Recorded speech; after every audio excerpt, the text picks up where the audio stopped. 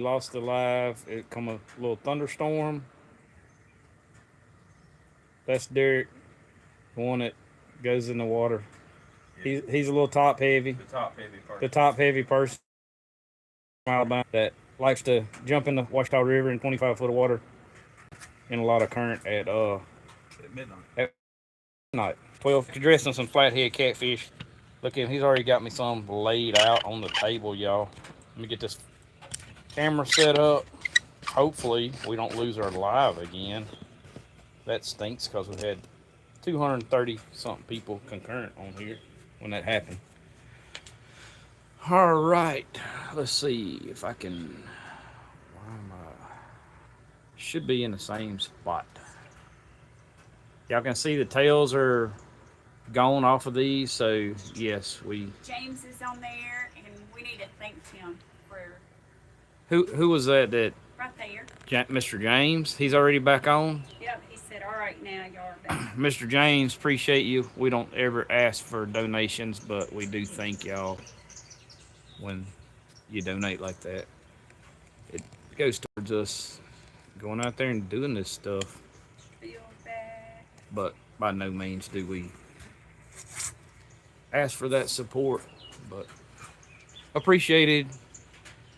We'll get back to cleaning these big old flatheads. This is some of the smaller ones, y'all. We got the big ones.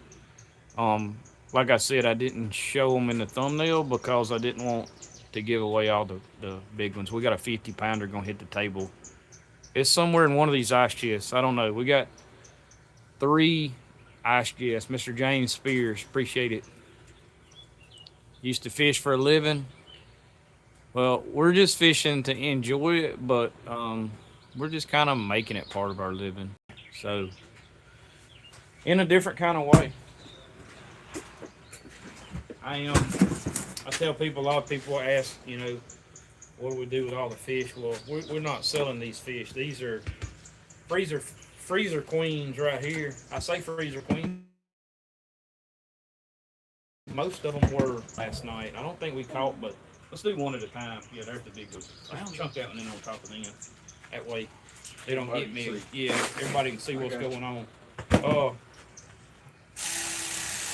I used to fish for a living too, Mr. James. Actually, my dad had shrimp boats growing up, and I guess that was fishing for a living. He said, "I ran pot lines, but I run bank poles, limb lines, and jugs now." Yeah, what you think about these bank poles, Mr. James? Justin said, "Nice haul, guys." Mike said, "Love watching you guys. God bless." Frankie said, "Haters are not happy. People just love." Yeah, I don't. I'm not getting tore up, and I probably shouldn't ramble on about those haters and stuff. I'm just letting y'all know the proof is in the ice chest that we don't have fish population problems. We got people problems. We got jealousy. We got some people don't know how to catch fish, and that's where we come in. I'm more than happy to share. Most of the people that know me know that we share a lot of our information on how we're catching these fish, what we're using to catch them with. That's why we started. We honestly did not want to make like money off of like people buying these knives and stuff, but we had so many people like asking where we get these and stuff, so we just started linking some of this stuff. So I think I did link, maybe you've seen it or something. I think I did link the Black & Decker fillet knife in the video.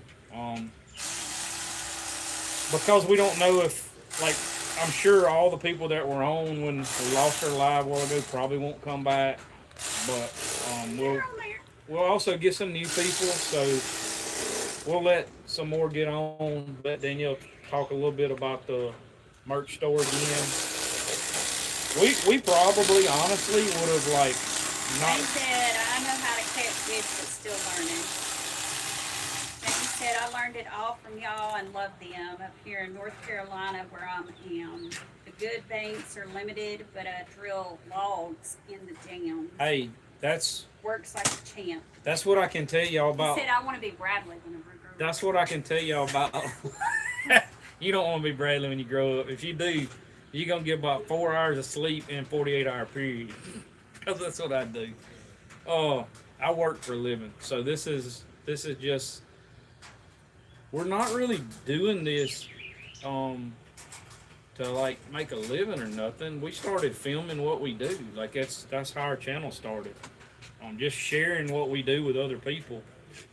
And of course, we started doing more of it, and it runs into a lot of expense. Everybody that goes out and does this stuff knows that. So yeah, we just try to put as much of it as possible back into what we're doing. So we got good content for y'all. Yeah, we're gonna have to go in that bucket with these bigger ones.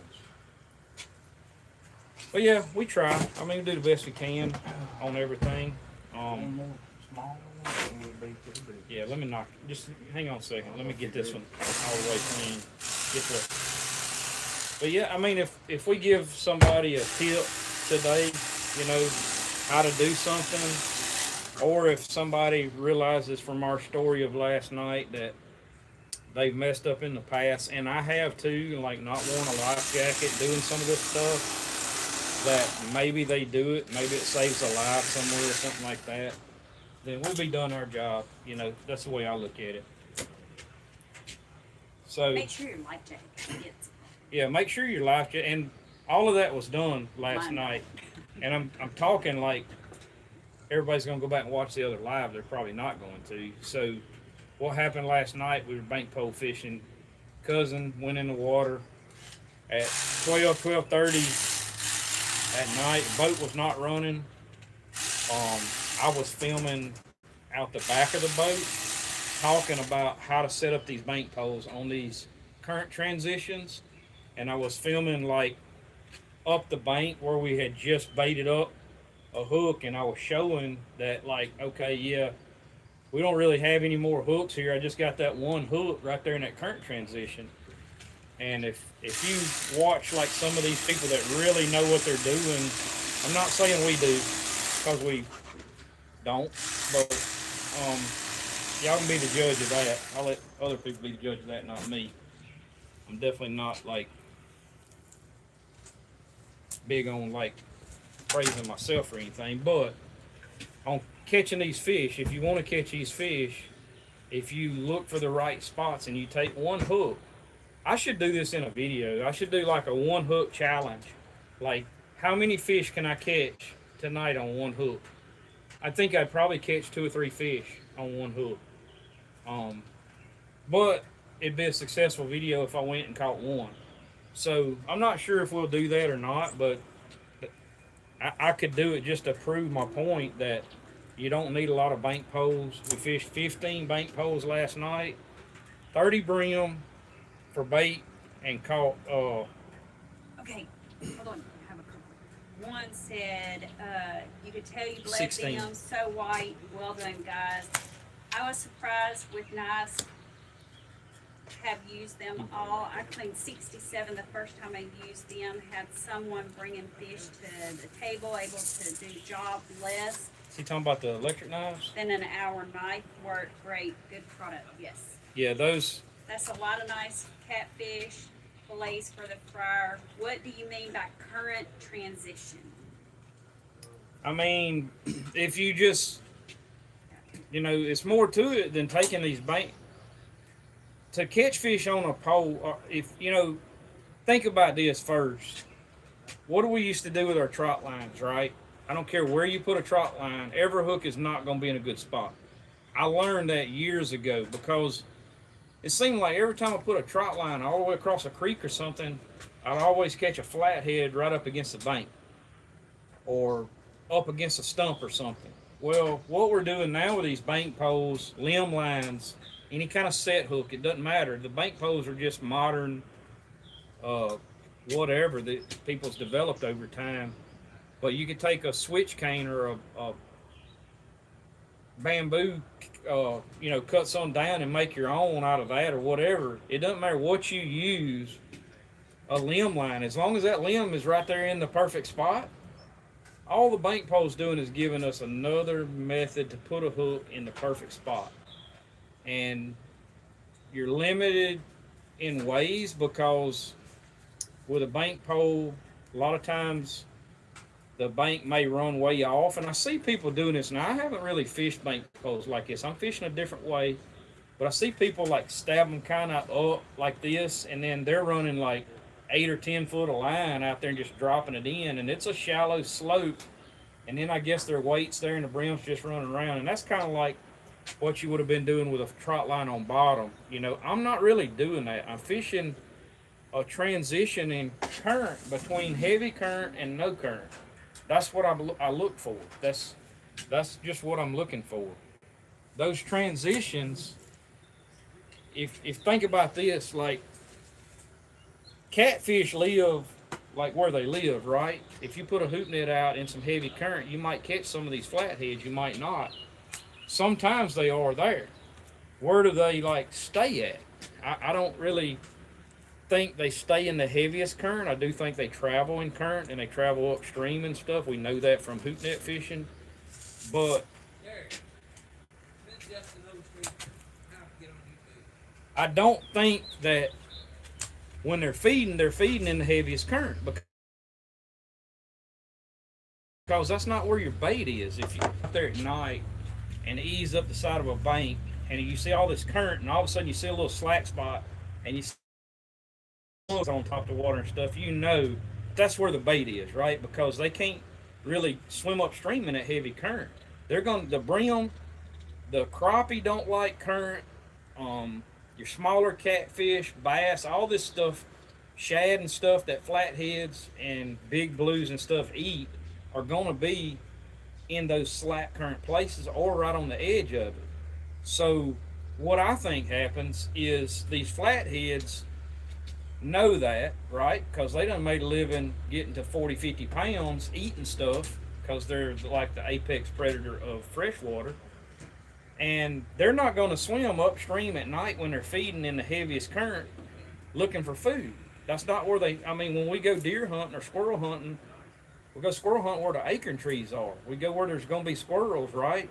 Same way with them. They know where them brim are, so they're going to hit that edge of that current, and they're going to go I think they're going to go as straight up the edge of that current during feed times when they're hungry, which is primarily at night. I know we catch them in the daytime, people catch them, but catching them like we're catching them on these bank poles, we're fishing at night to stay away from gar. That's bad because in the daytime, those gar are just really extremely active. Right after daylight, right before dark, they're just thrashing everything. If you put bait on a hook too early, they're going to tear it off. They're going to kill all your brim. They're just destructive little critters. But these flatheads, right after dark, are like, I'm hungry, I'm just going to go eat something. So they're going to go to cruising, just easing up them transitions. And that's where you need that bait hanging. You know, and I don't think it's the dead slack current. We proved that last night. We had 5 poles in one little pocket that was all a break in the current. From the transition in the current, what I call the transition, I'm going to show this in some videos, and y'all can go back and you have to watch our video. I know it's hard to pick up things in videos, and it's hard for me to point out one specific thing in a video, but a transition, what I'm calling a transition, and that's my word, I'm going to call it that. That transition is hard for y'all to see when we're just stabbing poles in the bank and you're seeing the hook and we're baiting them and we're playing music and we're throwing baits in. I realize it's hard for y'all to pick up on like where some of that stuff is. I mean, I don't know if we want to give away all the secrets, but I'm telling y'all now the transition and the people that pick up on this and go to looking for those current breaks instead of putting your bait out in the heavy current and stuff, they're going to catch more fish in those transitions. It's the same way with a deer. If you're bow hunting and you're not feeding corn and you're having to go out there and hunt natural over acorns or something, you hear the bow hunters talk about transition places, trail crossing, stuff like that. Oakley, back up. Get away from she wrecks the whole stand and everything. She'll turn it all over. But you're looking for that same thing with flatheads. Where do they travel when they're feeding? You want them to eat your bait, so I want that bait right in that travel path. And when you got a pretty heavy current, right here, and literally it transition. You'll see that kind of current coming. I'm doing this on camera, but you'll see that current kind of go to swirling a little bit, and little swirls and little eddies and boils like it's coming up. You'll see that current pushing up to the surface. You'll see bubble lines. That's the stuff you're looking for, or that's the stuff I'm looking for. So if you want to go out, I don't care what body of water, if you're fishing a river or stream and there's current, that's what you're looking for. Now look, you can go out blind. You can find a lake that's legal to stick them poles in, drill holes in the stumps, whatever. Don't go drilling live trees and stuff. You know, you're going to get us all in trouble doing that, or get things banned and outlawed by whoever. Don't do that, but you're going to catch some blind fish. You're just not going to catch this many fish. We literally, I think we had 1 or 2 poles, 15 poles that we did not catch a fish on last night. The only 2 that we did not catch fish on, we didn't catch fish on either one of them 2 beside each other, did we? The only 2 that we did not catch a fish on last night were in dead still, no current. I thought we might catch a blue cat there. I told Derek when we put those in the bank. I have caught some fish there before, and there's like basically no current. Could have been a little boil, or maybe there wasn't as heavy transition and the flatheads were feeding a little bit farther. But last night we had about a 2-foot rise in the river where we were fishing. A ton more current than last week when I fished. I fished last week, didn't I? About a week ago we fished, but I can't remember what night. Me, you, and Josh went one night. I don't remember. Anyways, there was a way more current last night. And I always look at, like I told Derek, I said, man, you just never know. We might not catch them. We might hit them. Because I'm looking at all this fresh water as muddy as can be. You're thinking, oh, man, it's chocolate milk. Like, they can't see these baits. Like, bait's going to get killed and all this current. I told Derek when we left the landing, I said, we're going to have, it's raining. We're an hour behind schedule. We're going to go slow.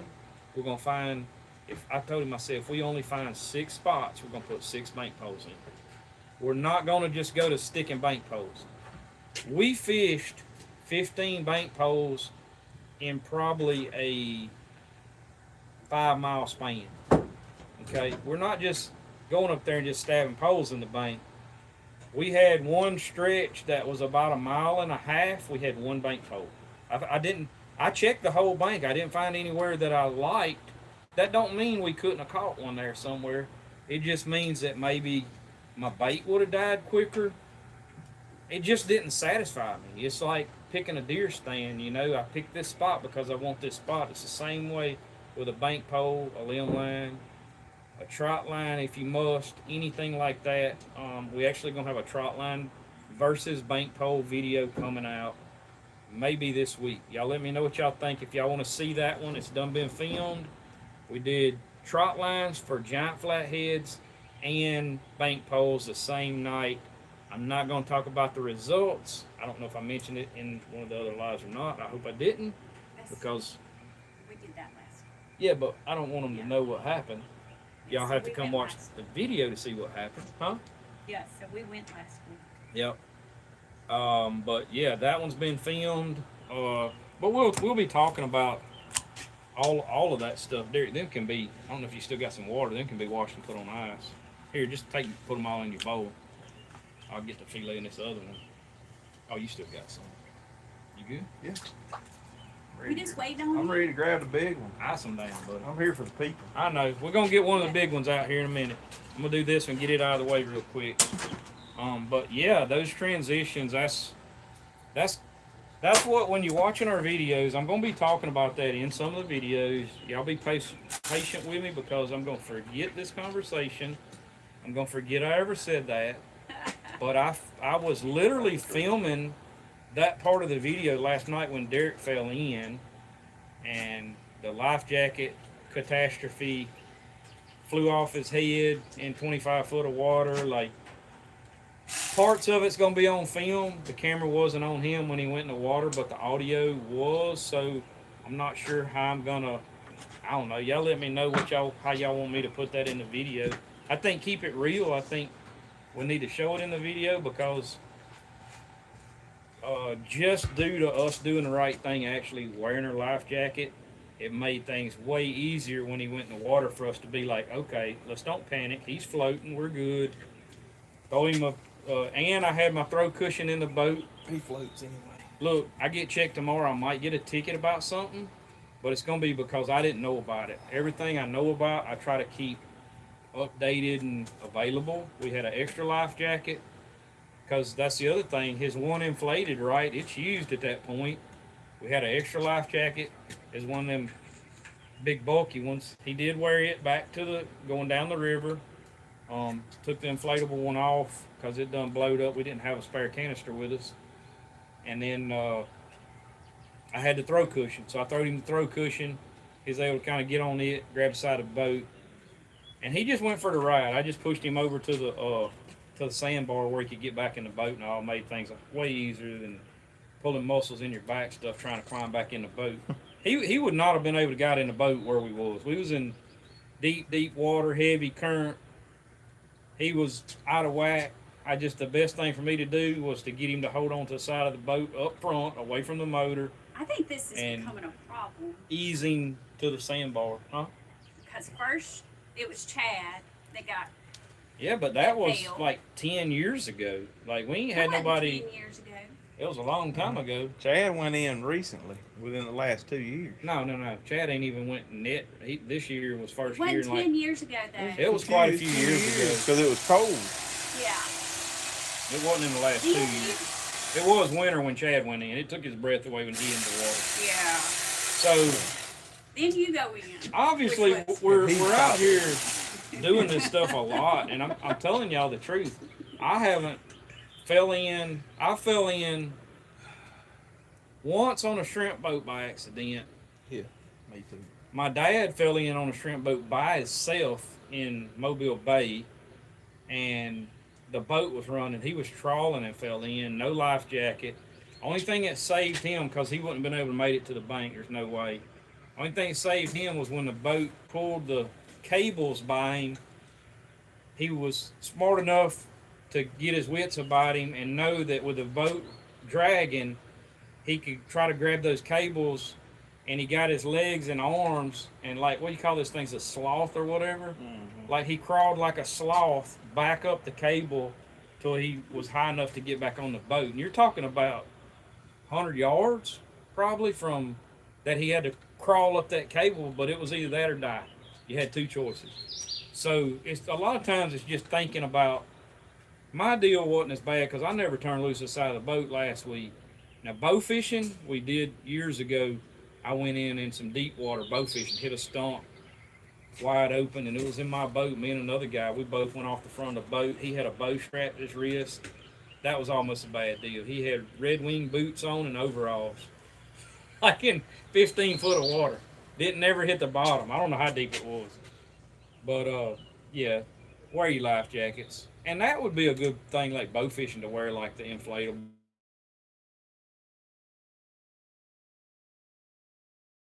or life jacket. Probably should have. So the inflatable one's better than nothing. That's what kind of saved Derek last night, was the inflatable one. At the same time, I'd rather wear the inflatable one than nothing, but it did go up over his head when he went down underwater. When he popped up, it was on his shoulder. So that was kind of weird. Anyway, we'll get to rolling on these fish so y'all can see the big one. I'll let Danielle say something. Did you? At least I didn't sit there and say, "You okay?" How many you got on there? We got 120. Yes, it dropped way off after we lost. I knew it would, but ain't nothing we can do about that. We Hey, had that Taylor. storm, Taylor's in there. He said he loves the lives and the new video and new stuff too. storm come through and messed up our live a while ago. Sorry about that, folks. Anyways, there's people still just getting home from work, huh? Say hi to Taylor.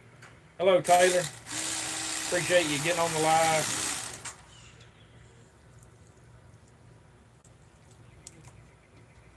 But, Yeah. Benjamin said, "I'm so happy he's okay." Josh said that means a couple of swimmers in the last few weeks. Glad you're safe. Yeah, we had too many incidents the last couple weeks, but that's part of going out there and doing this stuff. Huh? But I'm gonna read it the way it's on here. Sometimes. How do you rate perch versus muscat? Mudcat?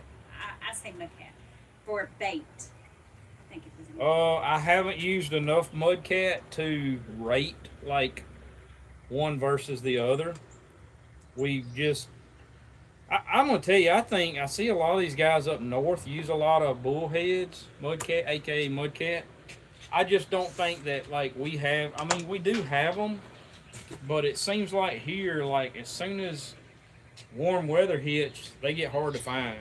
I don't catch a lot of mudcats. I did have a fella, thankfully, tell me a place that he catches a lot of mudcat the other day on a hook. So I may go hit that spot.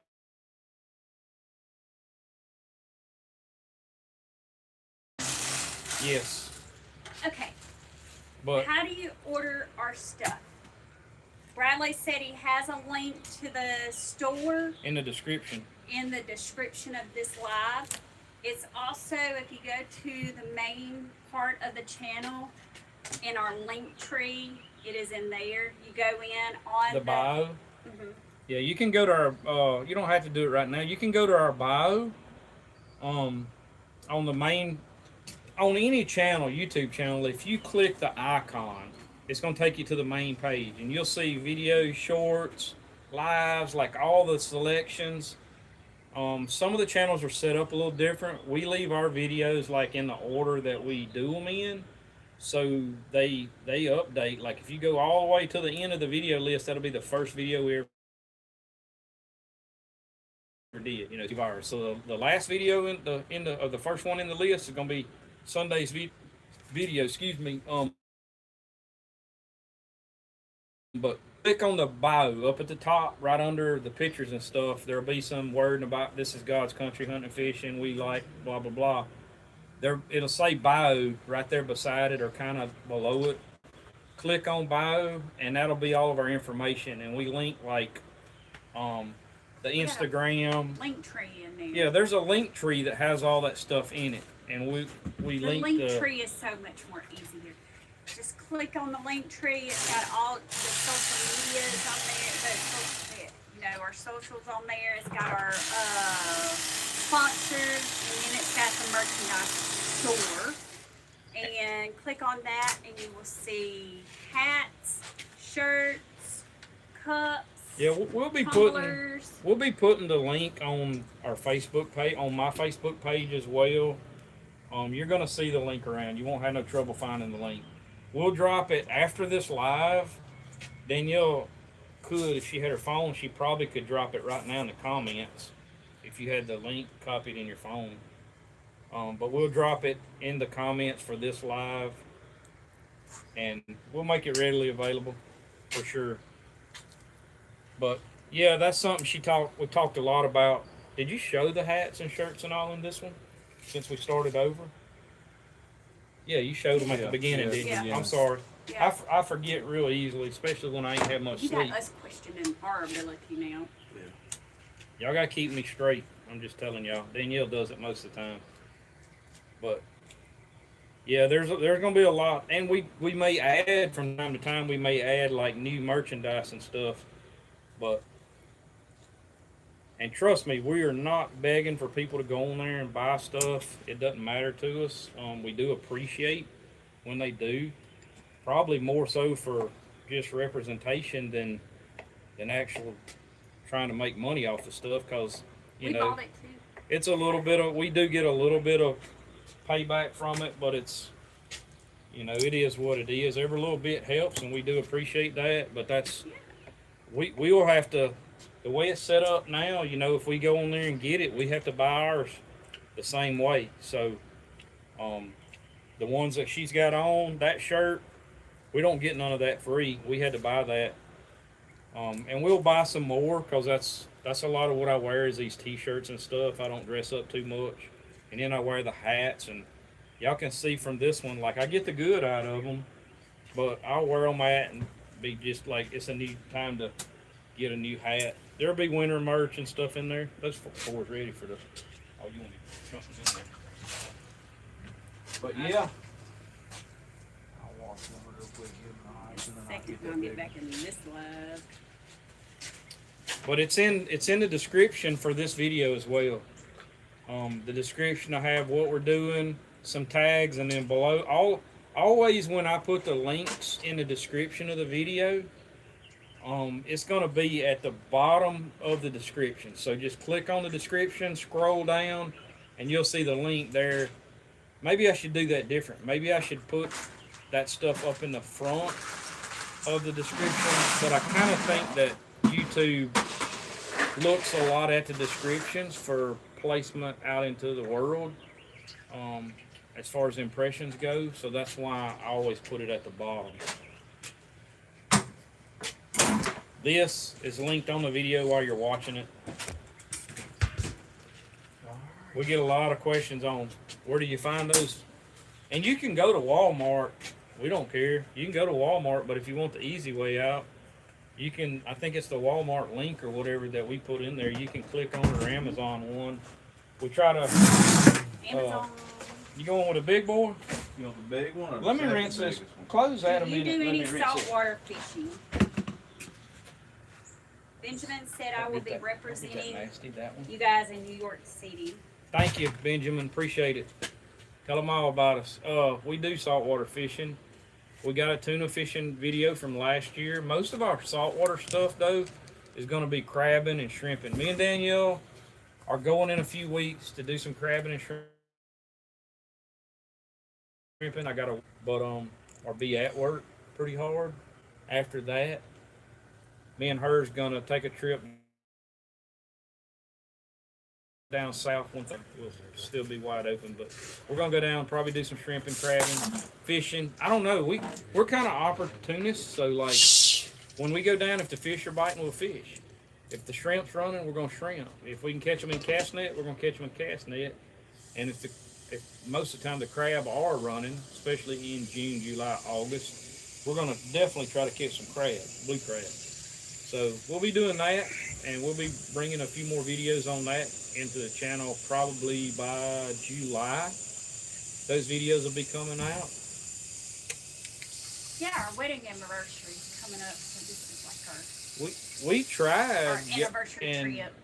if y'all think like every time we go out to catch fish, that's not true. Yeah, we do. Don't lie to these people. Okay, we catch fish every time we go, pretty much. Like it's easy. And there's nothing easy about 4 hours of sleep in 48 hours. This ain't easy stuff. But we did try to go and film. It don't always work out on filming a video. We tried to film our anniversary video last week. Me and Danielle went brown fishing. Was gonna like cook on the creek bank, all that. Our annual trip. We caught fish. We didn't catch none big enough to eat. I don't think we caught the first one big enough. Like, they were pitiful looking. Just little bitty dinks. Just little small brim is all we caught. They were just too small to. And I told her, I said, I'm just not happy with this. Like, we try to bring a quality video, just country folks, but that wasn't what I wanted for a brim fishing video. We do want to do brim fishing, but when we do, y'all watch it just like y'all watching the catfish, because everybody loves the catfish and the buffalo stuff, right? So that's what we'll be. I don't know, if you look at the videos, sometimes the crappie videos with live scope and stuff like that we do just don't pull a lot of views, and it's almost but y'all let us know if y'all want to see something like that. We'll go film one. Gonna be hard in the next few weeks with all the work stuff. We're just gonna rinse this table off. We're gonna throw that big one up there. Greetings from Ireland. Ireland checking in. All right. I don't know, what time is it in Ireland right now? This one, the big one, finna throw the big one up there, Derek? All right, y'all finna get to see the 50-pounder, however many people come back on here after the storm. Yeah, that's the big one? Yep, I think so. That ain't the big one on top. Oh.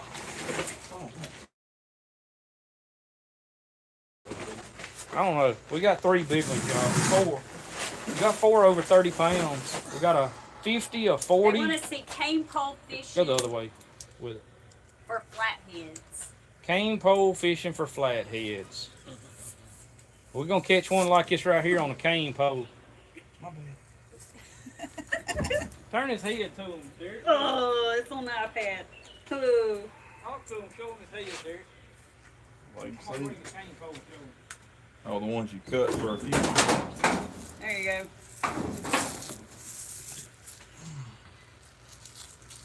About Boy, that, that I hurt. think that catch one. Good, huh? No? I think it'll catch one.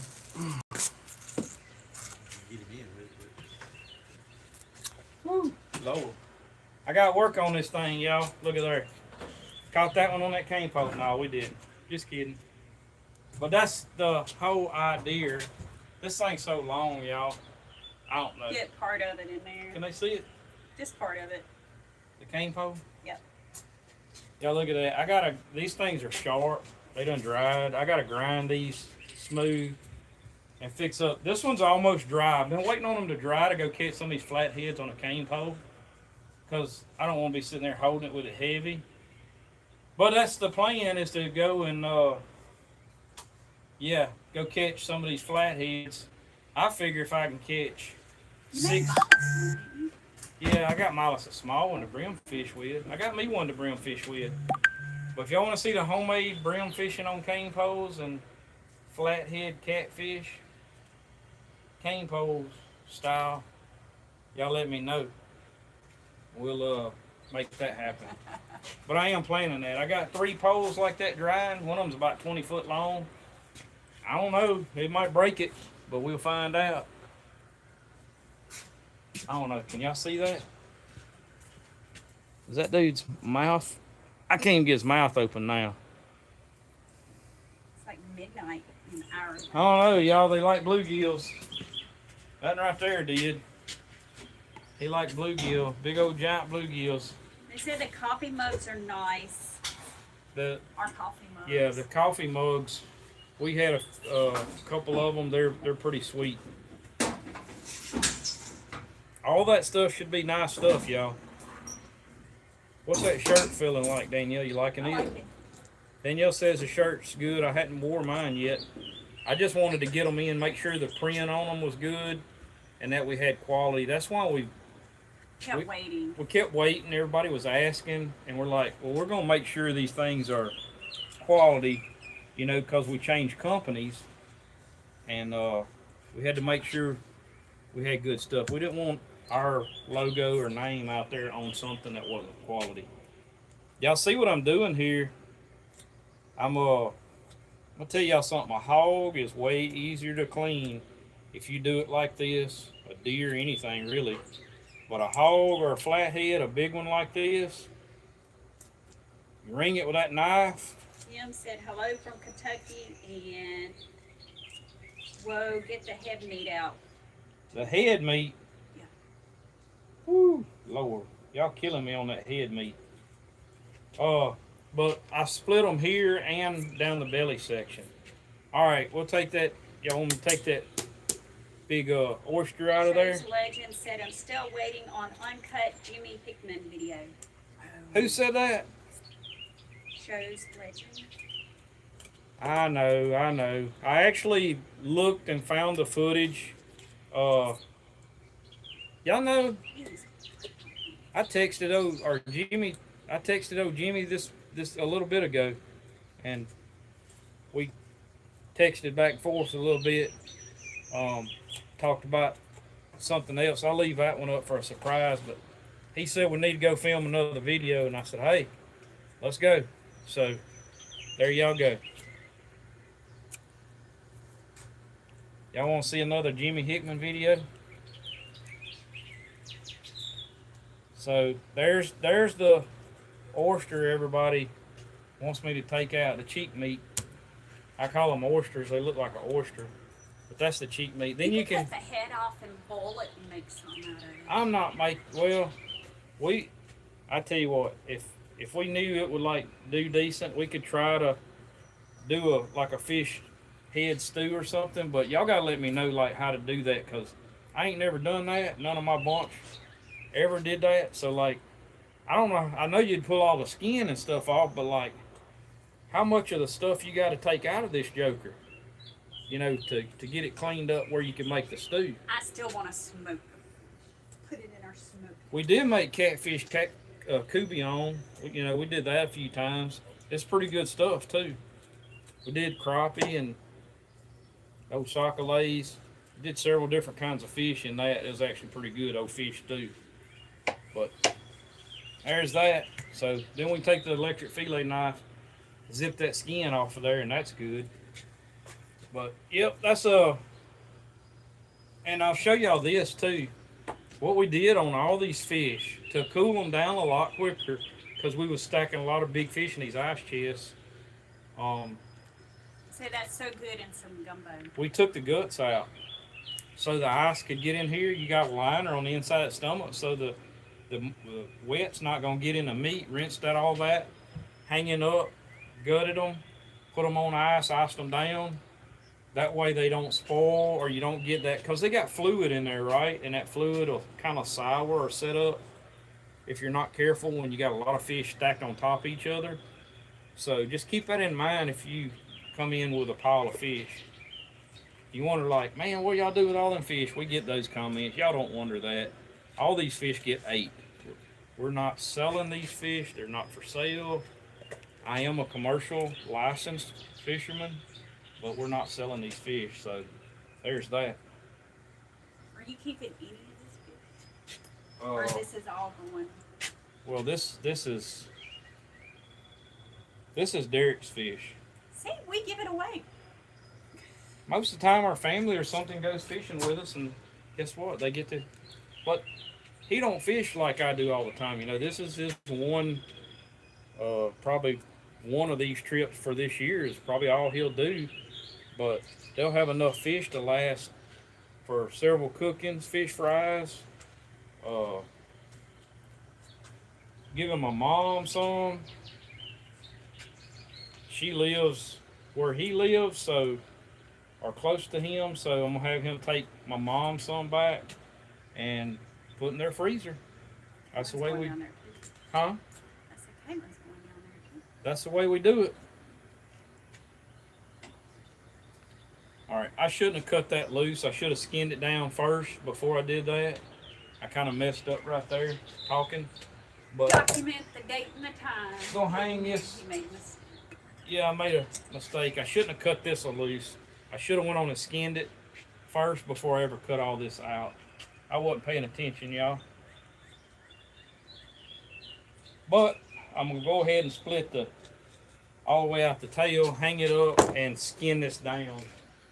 Paul said he'll let you know Get after off on Friday that. night if he needs some fish. He's gonna let us know Friday night. After Friday night. Well, I'm telling you, Paul, it don't matter where you got current in the river now. It don't matter where you're at. Just find those transitions, get them limb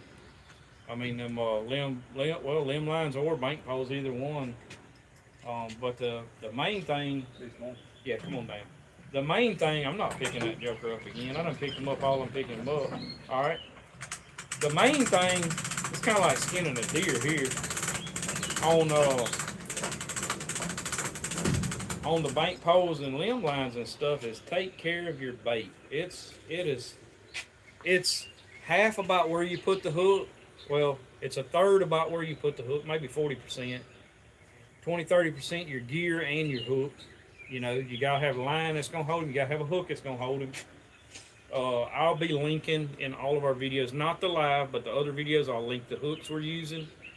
So if y'all curious about that, what hooks we're using, I can tell y'all, this bad boy, Derek, where's that blue bucket at? It's up there by your daddy, by that deal. Look in there, there's two of them boxes of 10-aught hooks. There's some 12s and 10-aughts. Give me the one of the 10s, or that box. He's gonna bring the hook and show y'all what we caught that 50-pounder on. Y'all ain't gonna believe this. Y'all Thank y'all for the prayers. I'm on my second shot. had it, what, last Friday? Yeah. Bradley has to get in my car, and I don't do that. But thank y'all for the prayers. I'm like an electrician, a fisherman, and a nurse all at the same time, y'all. I take an ice pack and I numb the skin so I don't feel it, so I could probably give it to myself. But I prefer not. But I'm on my second one, so still too early a little bit to kind of tell if it's gonna hang in there. I thought you had to sell the fish if you're a commercial fisherman. No, because why would that make sense? I can recreational fish. I can fish for myself. No. You're just able to sell it or keep. I can sell it if I want to, but Yeah. I don't have to sell it. Correct. I mean, But like with you having commercial, that allows us to put a few more. yeah, if I'm commercial,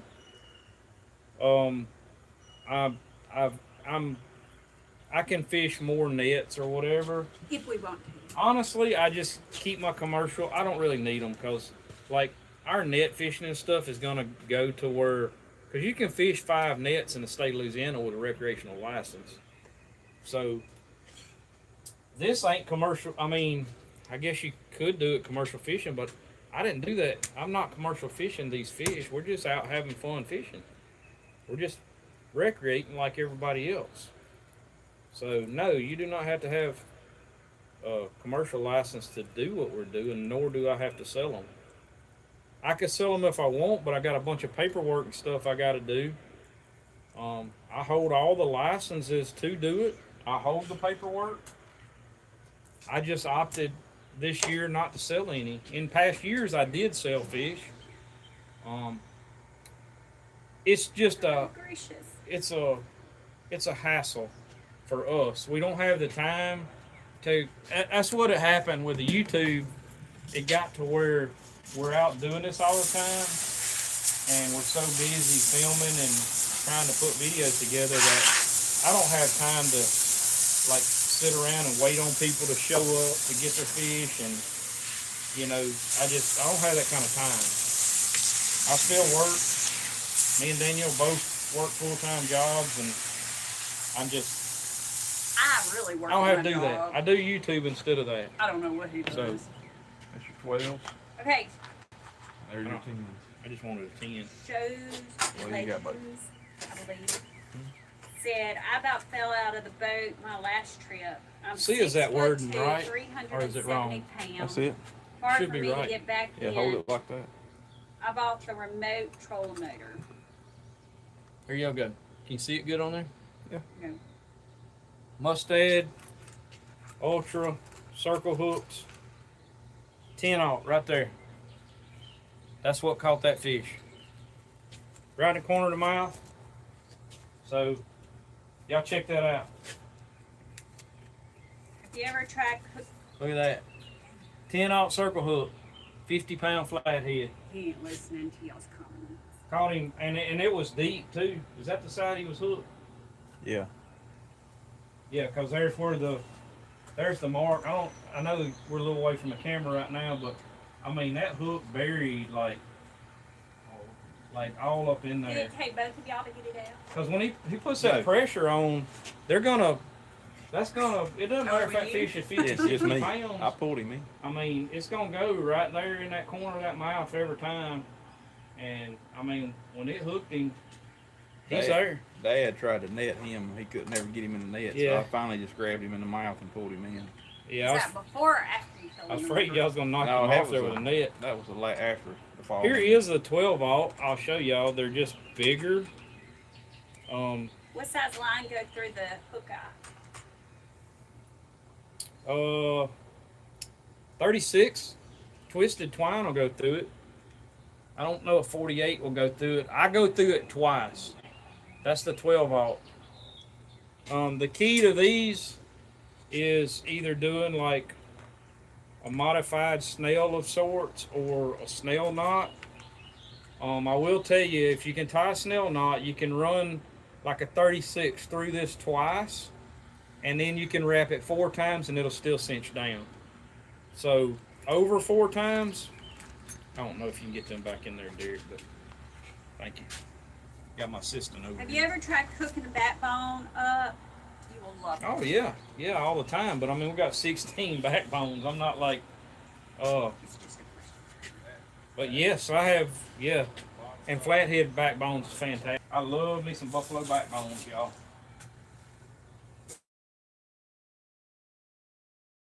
Real backbones. And I done seen some cats back there. I don't know because I done cut that off. I might have to do different on this one, y'all. How many people you got on Daniel? I'm watching on my phone because on the TV y'all are freezing up. I hope not. 167 is what I got. Mm-hmm. We're clear now. Here.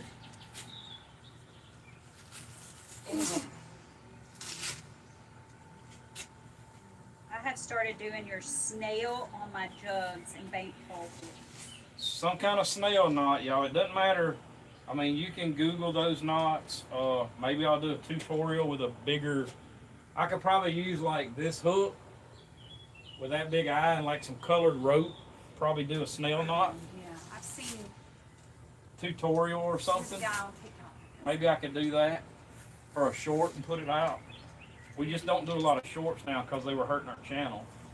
Thanks to some of the. Ooh, I felt like 10 muscles in my back pull right then. Hey, I should have Derek over here doing this part. Just laughing at me.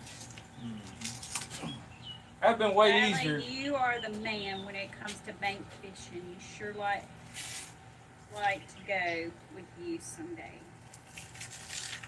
Don't cut all this loose before you try to skin these fish. I made a mistake on that, y'all. Just sitting there talking, not paying attention to what I was doing. Do not do that. He talks a lot. Because it's way harder to skin now. That said, Not for a pro like you. this is a big one.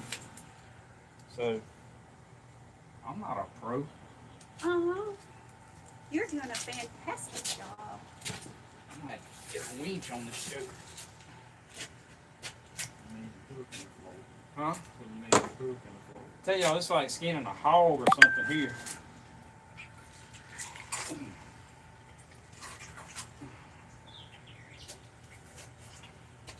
I used 12 and 15 hooks in the Missouri River. I caught 4 to 5 pound catfish on big hooks and big baits.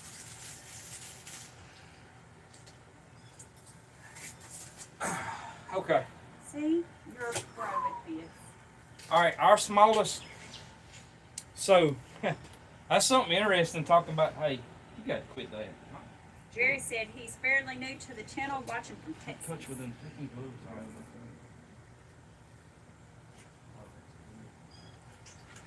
I have to. Speaking of the size hook and fish, our smallest fish last night that we caught on that hook was 3 pounds. The biggest one was this 50. So we caught a 40 and a 50.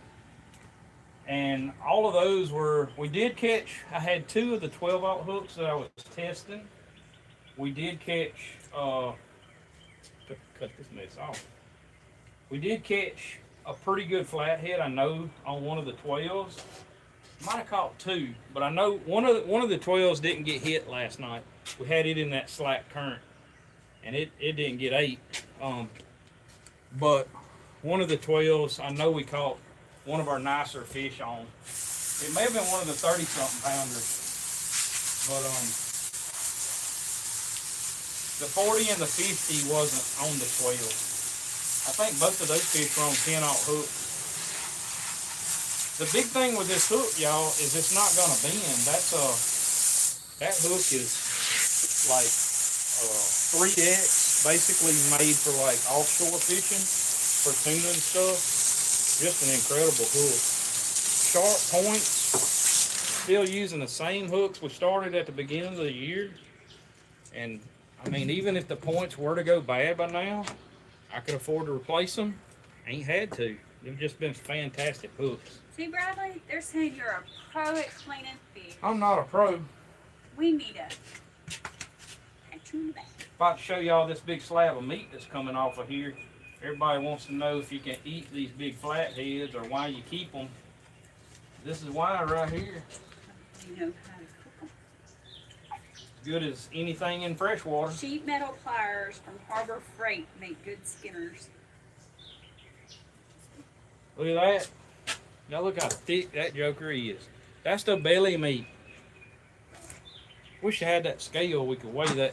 John said in South Texas. You got your scale? He lives in South Texas, and there's some Can you grab it? Mexican ladies that I'd like to see how much make meat some we get off of this awesome thing.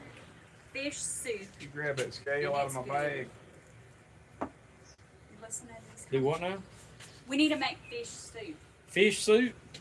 Ain't that what coubion is? Ain't that Catfish fish chowder. Fish stew or whatever? It's basically. Is that like crab chowder? Clam chowder? Okay, now Mr. Bill says we made catfish chowder a while back, and we used channels and glues. I'd like to have some of them chowder recipes or something, Mr. Bill. I don't know if you can get that to me. Maybe email it to me or something. This was John that he says he lives Or in somebody. South Texas, and there's some Mexican ladies that would make some awesome.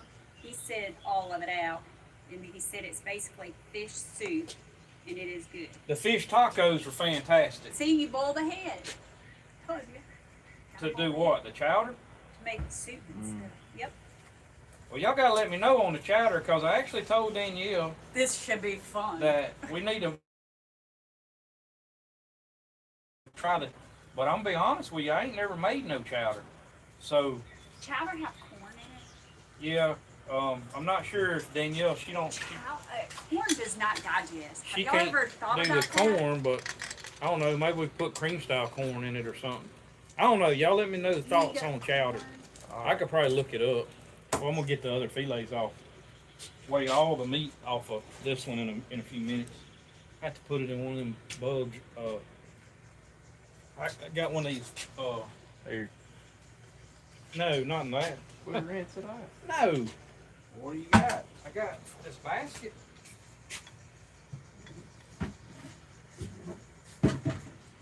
Oh, crab. Okay. I had to rinse it. I rinse What it out. gets your attention is have a 10-pound catfish on the hook that's got bite marks on it from head to tail. Makes you wonder about swimming. Derek swam last night. Yeah, you just gotta swim with them. You guys got to roll with it. Hey, no joke. Where he went in and he don't even realize it just yet. I'm fixing to say it, but he's gonna know once I say it. We are working on that. Right where he went in, there was an alligator all night last night. Yeah, we saw him. About an 8-footer. No. You gotta make it sound good for the live, Derek. Probably Probably it's basically he's about a clam 5'6". chowder with catfish instead of clams. I'm gonna have to try the chowder. I'm always looking for a new catfish recipe besides fried. Doctor says I'm not supposed to eat any fried, but he eats it fried too. I know he does. So Now, dealing with the fish soup, they put potatoes, Mexican squash, corn cob, squash sounds good. other vegetables, and lots of Mexican spices. I bet zucchini would be good in it. We got some zucchini. And squash. And squash. We could do the And fresh potatoes. catfish chowder for this week's video, didn't you? Get to boiling that head. You got to have the. Why can't you? Do you got to have the? All right. Here's a serious question on the catfish chowder. Do you got to have the head, or can you use Just fish. just the fish fillets? Like, why can't we use these fish fillets? That's what I would think. Chunk it up like coubion or something.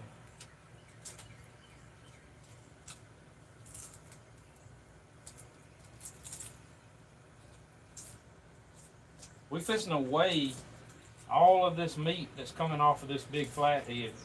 And y'all know, because I know that's been a question in the past, like how much meat do you get off of like one of those catfish?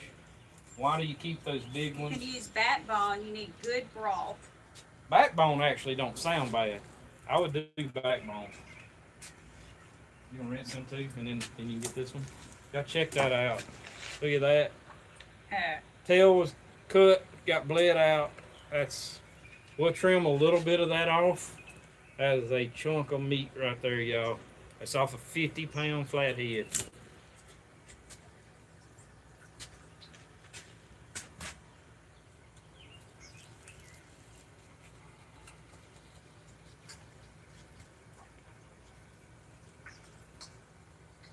The electric knife, y'all, over about 20 pounds.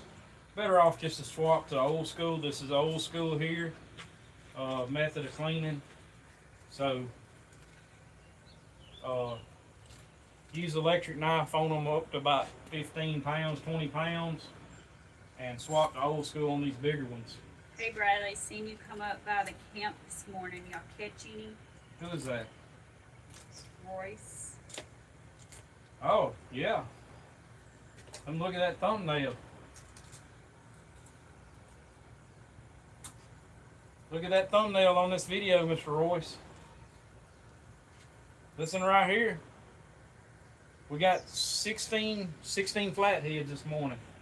Makes me chuckle when folks say you can't eat the big ones. Have to know how to clean them. 16 flatheads last night total.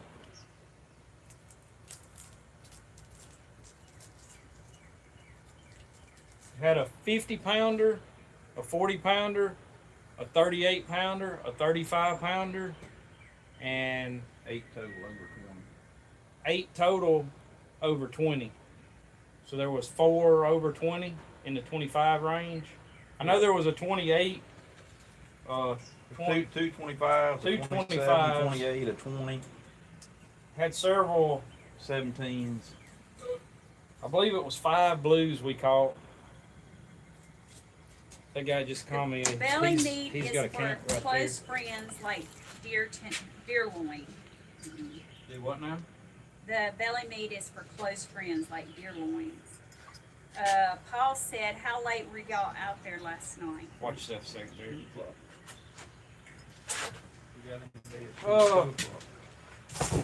So here's a night for us to do this. You know, look, if you just want to mess a fish, go out there, take your 6 bank poles, spend 2 hours finding really good places for them 6 bank poles, and you'll catch the fish. Spend more time looking for spots than worried about how many bank poles you put out, and taking care of your bait, keeping your bait good and alive.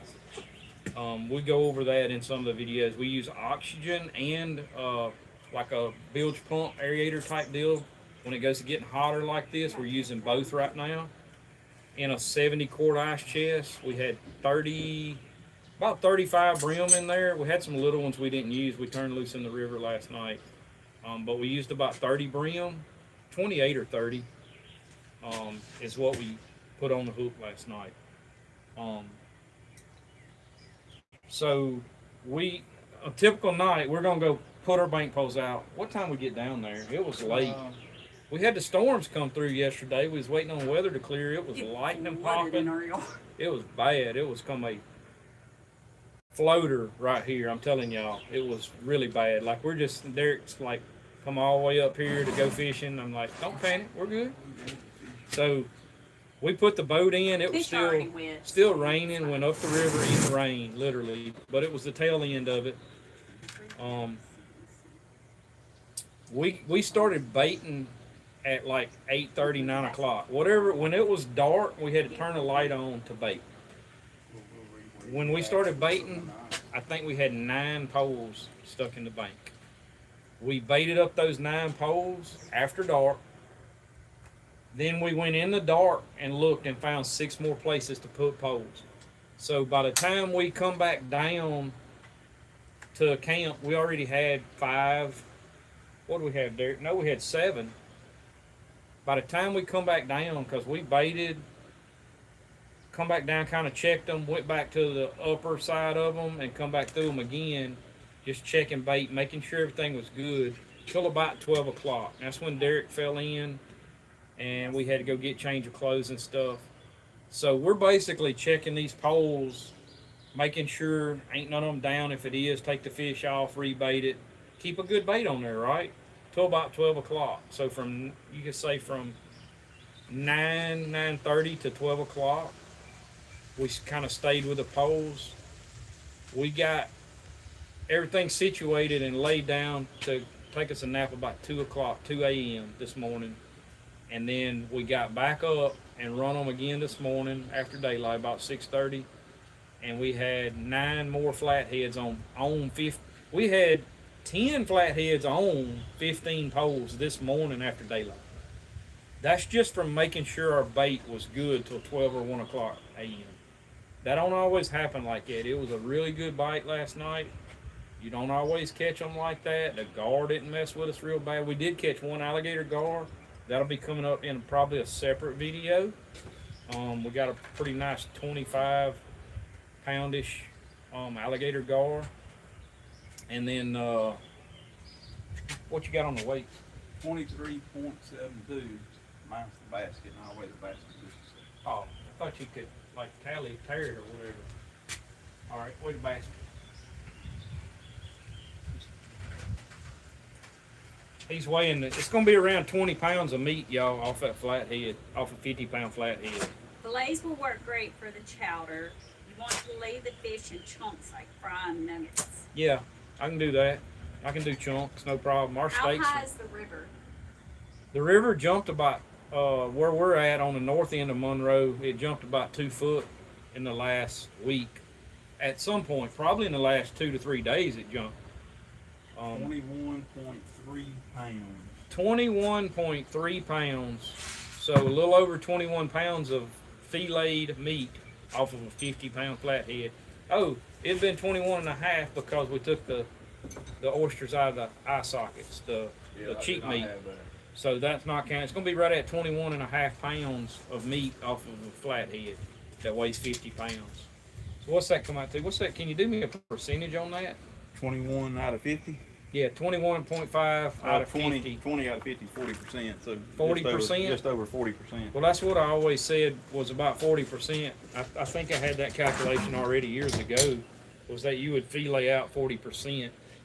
But I forget stuff and people ask all the time. I'm going to grab another fish, y'all. Give me just a second. We need to get it out of here so we can use this back. That one? Yep. Well, we can set that one back over there and start getting fish out of this one. Woo.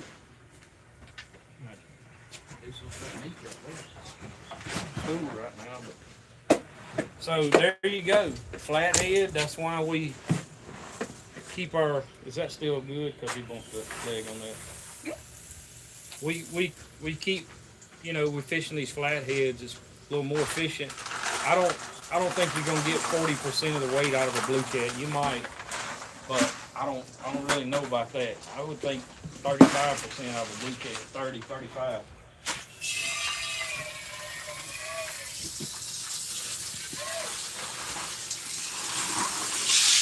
Never late to the party. You're right on time. They still got more fish to clean. That's the bread and butter right there, y'all. Show y'all how we put these up. There you go, right there. We gutted them. Got all these big flatheads. You don't want to throw all these in the ice chest, especially with it warming up like this, y'all. And fish will sour on you because of all that heat they hold inside of them. Just like a deer or hog or anything on a hot day. You don't want to mess up and make that mistake. I've done it before. I know from experience. That's why I'm telling y'all this. But we gutted them, cut the tails off of them, bled them, and iced them down. You ain't got to worry about the meat on the inside getting wet because you got that lining on the inside of the stomach. Hello from Northwest Arkansas River Valley. Glad to see Daniel back at it. Girl, I think it's time for me to get a new fillet knife. Must be. Hey, you got to keep that up yonder somewhere away from that. That's my drinking ice bucket. You don't see me. I drink out of that bucket.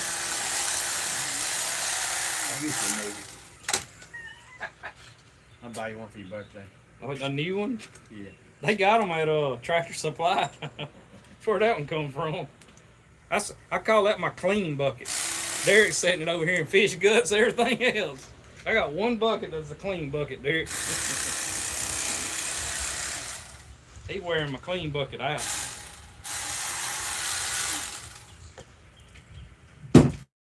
It ain't what he's setting it at. I'm worried about it. His table off in it. What I do. So 40% meat weight cut out of flathead. That's pretty good. It's a lot of meat. We had 337. How much was it total? Three what? 343 plus we didn't weigh that. Had 343 pounds of flatheads last night. Yeah, we just counted. We had one get away at the boat. Probably a 10 pounder. 10, 12, probably over 10. 12 to 14 pounder probably. Got off. I mean, he had him, like, was pulling him over in the boat, and he just went to flopping and tore the corner of his mouth out or come off the hook or something.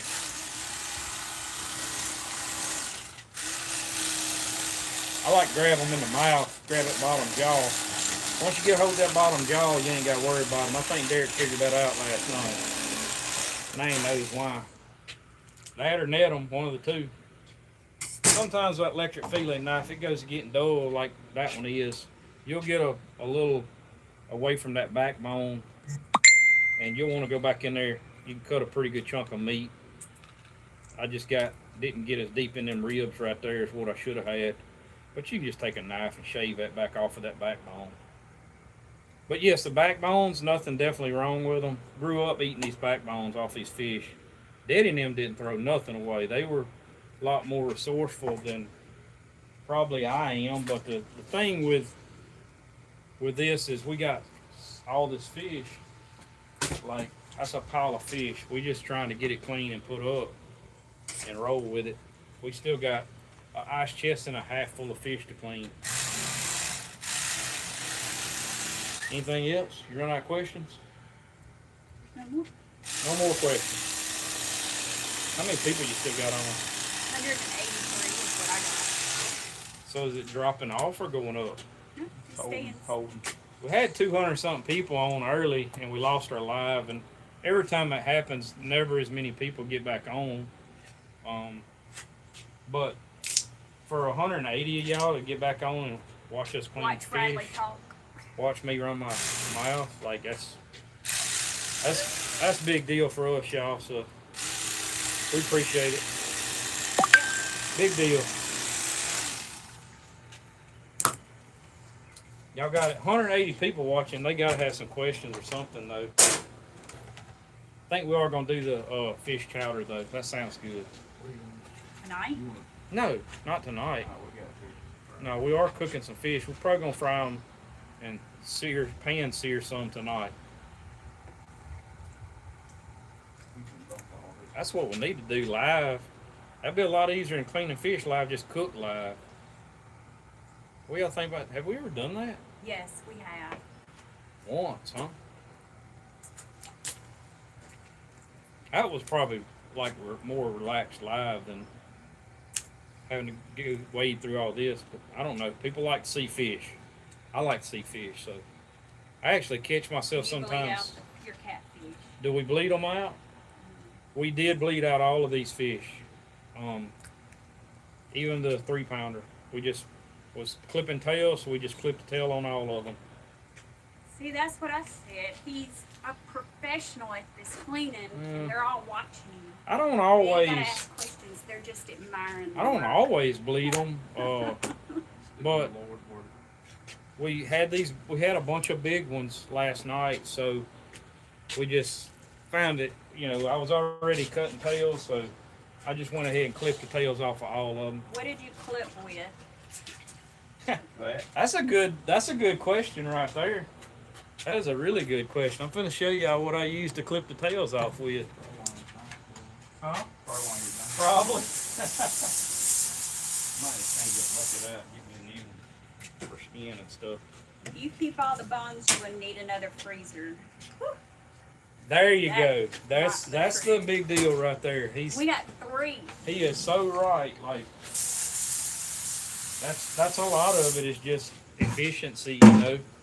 We're getting definitely trying not to waste, but we're getting as much as we can off these You fish. could do a big fishing worldwide trip. Where would you like to go on an adventure? Fishing? Correct. Oh, I hope I ain't getting a phone with it. How bad, dude? That's why I said that bucket. Like, I didn't even You're look now for paused. Costa Rica. it. I'm paused. Okay, now go. Huh? Yes, stop. Rooster fish in Costa Rica. We got some bad weather moving in. No, that is not. If I had one place I would like to go to fish, it would have to be Alaska. I hadn't been yet. I've got invited to go to Alaska. I'd like to go up there and probably do some halibut fishing. I'm not too much on this, like stream fishing as far as like I don't know. I might though, like the salmon and stuff. But I think for me, I like saltwater, so I think I'd like to do the saltwater side of it. Maybe like some prawns and crab and like that would be pretty cool to go do that stuff. But not just the fishing. I would want to take advantage while I'm there, and we may do that. We've been talking about going. We didn't gut that one. Huh? We didn't gut this one for some reason. We've been talking about going to like Alaska. We didn't get either one of these movies. That's all right. They've been ice down since this morning. We need to dump this out, right? Rinse it out.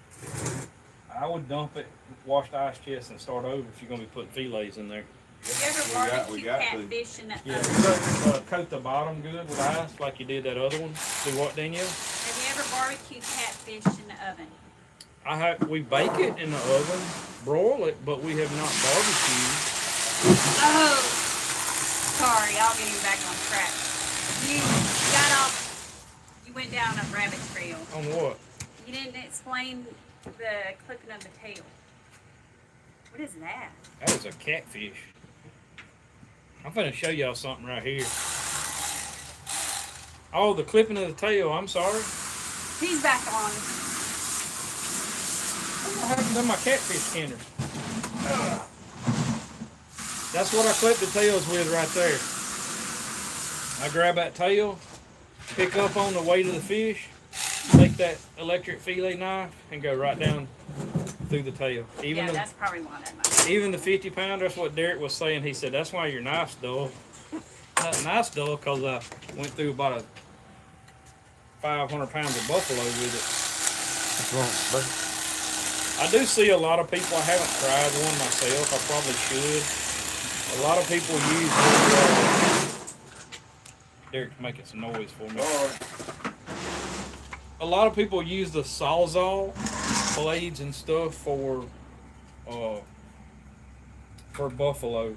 I'm gonna have to try that. I hadn't tried it. What I am gonna show you, it's kind of gross, but there is this was an 8-pound flathead. I think we weighed this one.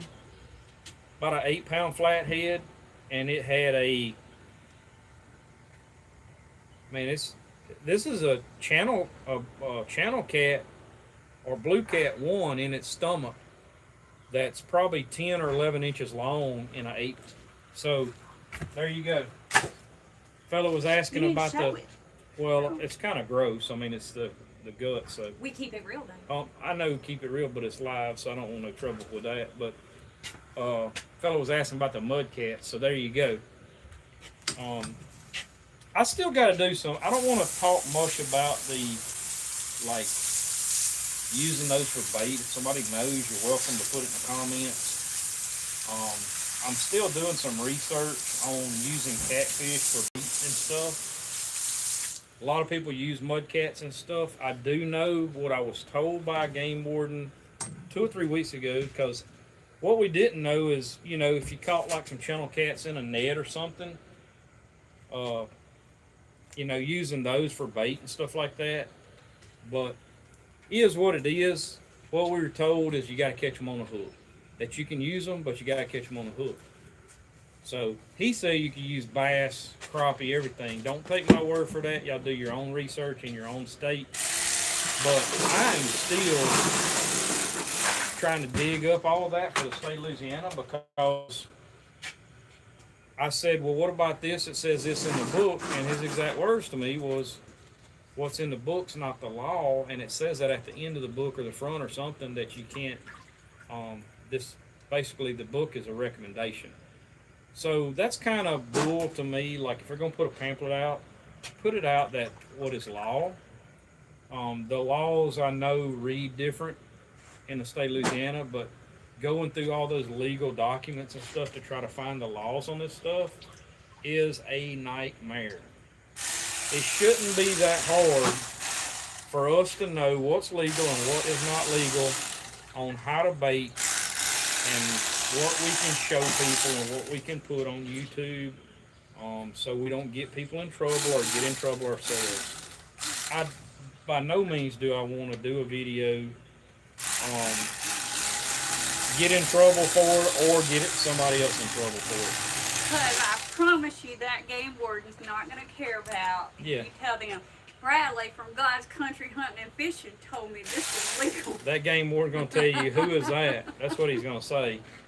But anyways, like, and he's gonna say the same thing to me if he checks me and writes me a ticket for something. But by all means, we try to keep everything legal. Shut that. You have got to leave that bucket somewhere else. I'm gonna, like, I know, but I'm washing all this like that. You ain't way. washing right now. I'm going to. I'm fixing to. I will, and I will forget that I did it. I think that's the last one that wasn't gutted. We had a couple of these we didn't gut evidently. I don't know if we iced them down first. I thought I gutted all of them. But these are fine. All these were iced down after, this We still morning. got fish in there. We caught We still these got at fish in daylight. there. Come on. That one's got fish in it? Yeah. That one's empty, right? No. Huh? No. You gotta start cleaning some More. fish. You gotta quit talking less. So start talking less. Derek said I need to start talking less, start cleaning more fish. Man, I tell you, we had more fish than what we thought. We got a storm coming again, Look at the y'all. cat food in the bucket. And there's cats back here is what Yeah. I was looking at. I don't know where we got cats Oakley's from, but watching them too. She is not happy with whoever where we dumped were these at. cats out at my house, y'all don't do that again. I don't want no cats here. But somebody dumped cats out. There's some little ones in Oakley. Yeah, one of them's got like 3 little ones or something. Last thing I wanted here was cats. But I think they're having a field day over all this fish being washed down through the woods and stuff right here. Cleaning all this up. Woo! That's some slabs right there. So that's what I was trying to tell you before I fillet that off. Always rinse that table off. I be done forgot that bucket sitting there. We used to use mud cats because down here in Texas you can't use catfish or catfish for bait. Put the fins and on the bigger ones we'll run through the limbs and hook them underneath the skin by the tail. And see the mud cats, like we used some two last year or 2 years ago. Oh, we caught catfish on them. You gonna catch on them. But if it's legal in your state to use blue cats or channel cats for bait, flatheads will eat them. But I'm not going to get into the legalities in different states, including Louisiana at this point until I'm 100% sure. I don't know. Maybe I call Baton Rouge and talk to them. I don't really know. I mean, and the game warden I talked to is pretty sharp on his stuff. Not saying he's not right on it. The problem I get is I've talked to him about several different issues, not him, but other game wardens. And I'll call the offices asking questions, making sure we can do certain things before we do some videos. And I get different answers from 2 or 3 different people, which is very confusing to me. So always err on the safest side of caution when doing that stuff, but I wish I could give y'all a straight answer. All I'm saying is, for sure, these flatheads eat mudcats, channel cats, and blues at will. And they will eat one like half their size. Like literally, had a 45-pound flathead in a net last year or 2 years ago, one, and it had spit up like a 5-pound blue cat in the net. Big blue, pretty good sized blue. And that was one of the craziest things I've ever seen. But last year we used a mud cat.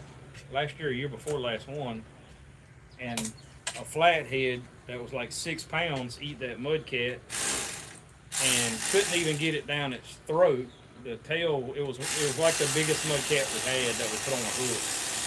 So even using a big mud cat don't mean you're gonna catch a big fish, because a 6 or 10 pounder will eat that mud cat just the same as a big fish will, and we've proven that. Well, I mean, that's 3 right there. I'm just knock out, dude. I gotta be getting some. We almost got this. We'll finish this one up. That one? Yeah, and then we'll start on this big one. And that'll be the last cooler, but it's the biggest cooler. How many's left in that one? I don't know. Several. Hey, if Have I you wasn't, ever fried and eaten fish egg? that's the one right there. That's my favorite flathead right there, y'all. Perfect size. Have I ever eaten a fish eggs? We haven't. I have not. No, I have not.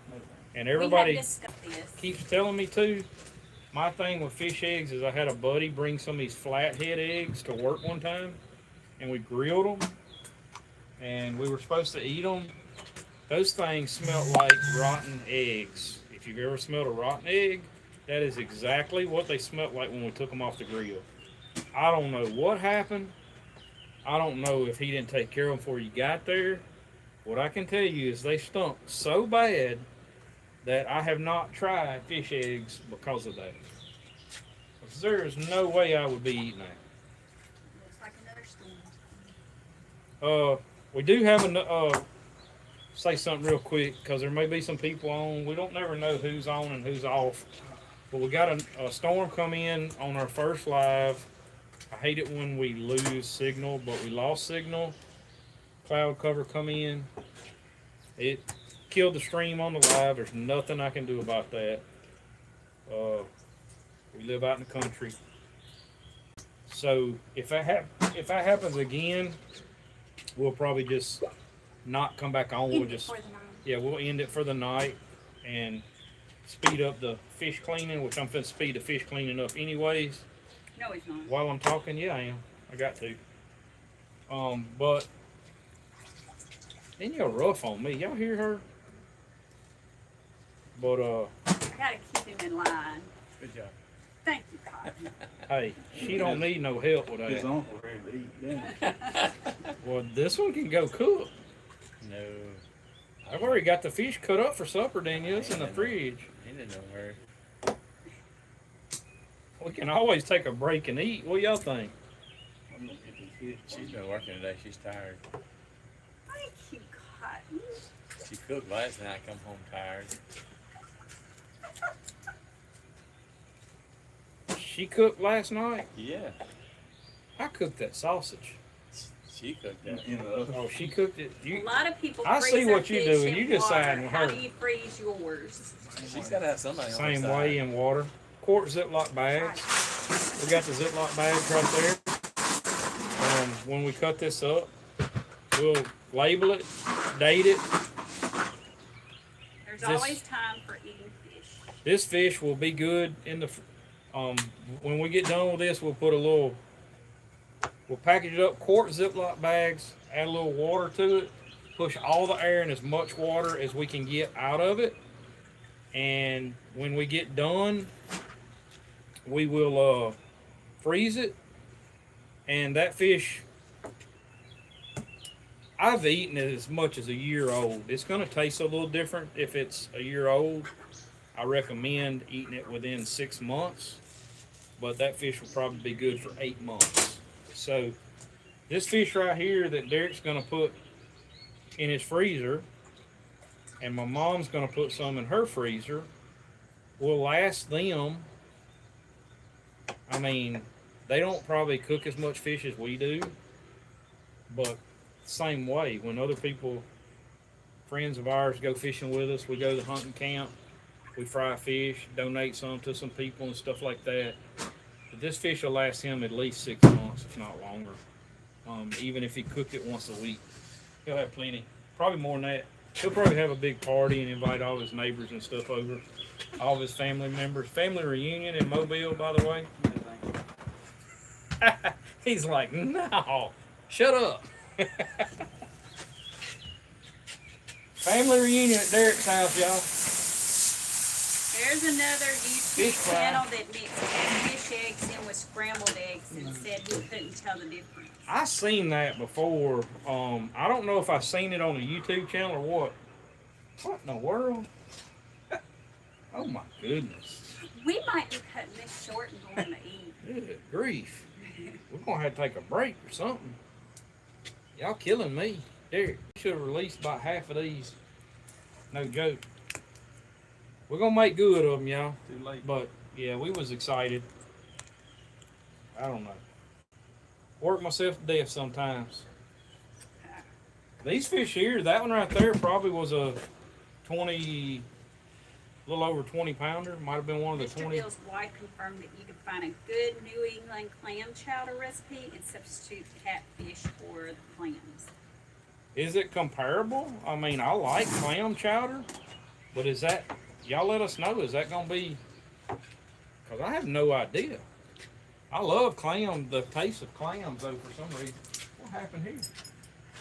Oh, you working on me now. You make me work hard.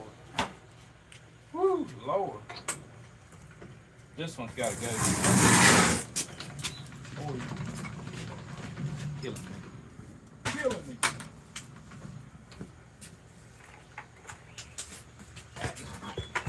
We're about to have to go dump some fish heads in a few minutes. I'm about done filled up everything. You good? Yeah. That's what I'm gonna do, get you the skin off. See if is there any more. Hang on. Hang on. Oh, give me a second. That's what we should have been doing all along. Let you skin and me be. Just lay them on the table when you get done and I can shave the meat off of them. Assembly line. In his defense, he had been icing down fish and stuff, y'all. Y'all already come down on that? You don't need that on that small one. You can pull that one off. I think. Find some more small enough to fillet. If you need me to split it, I can. Here, you can go down that back. Hang on a minute. Hold up. You got it? Hang on. I'm trying here, y'all. We're gonna get it. And yes, if you don't want me to do this part. So Well, this is gonna make it way easier. Y'all split them down that back like that, they'll fillet off. I mean, they'll skin so much easier. Oakley, move out of the way. I was wondering what this thing was on my iPad and it's water hose. I'm like, looking, and I wiped it off. I ain't messing up the phone, or the camera lens, am I? Still clear. Is there any small ones in that other one? I was talking about something a while ago and I got off of it to go back to one of the other subjects.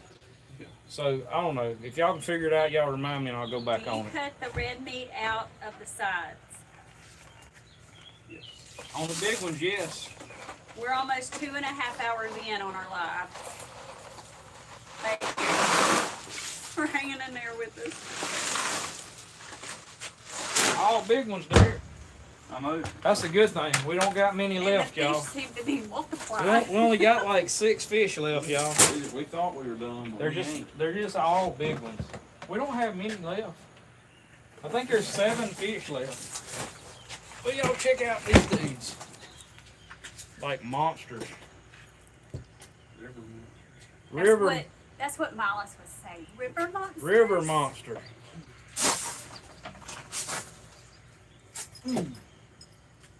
We caught them all. Oh, we were just. How is your grandson doing? I'm surprised they haven't even got him on here talking.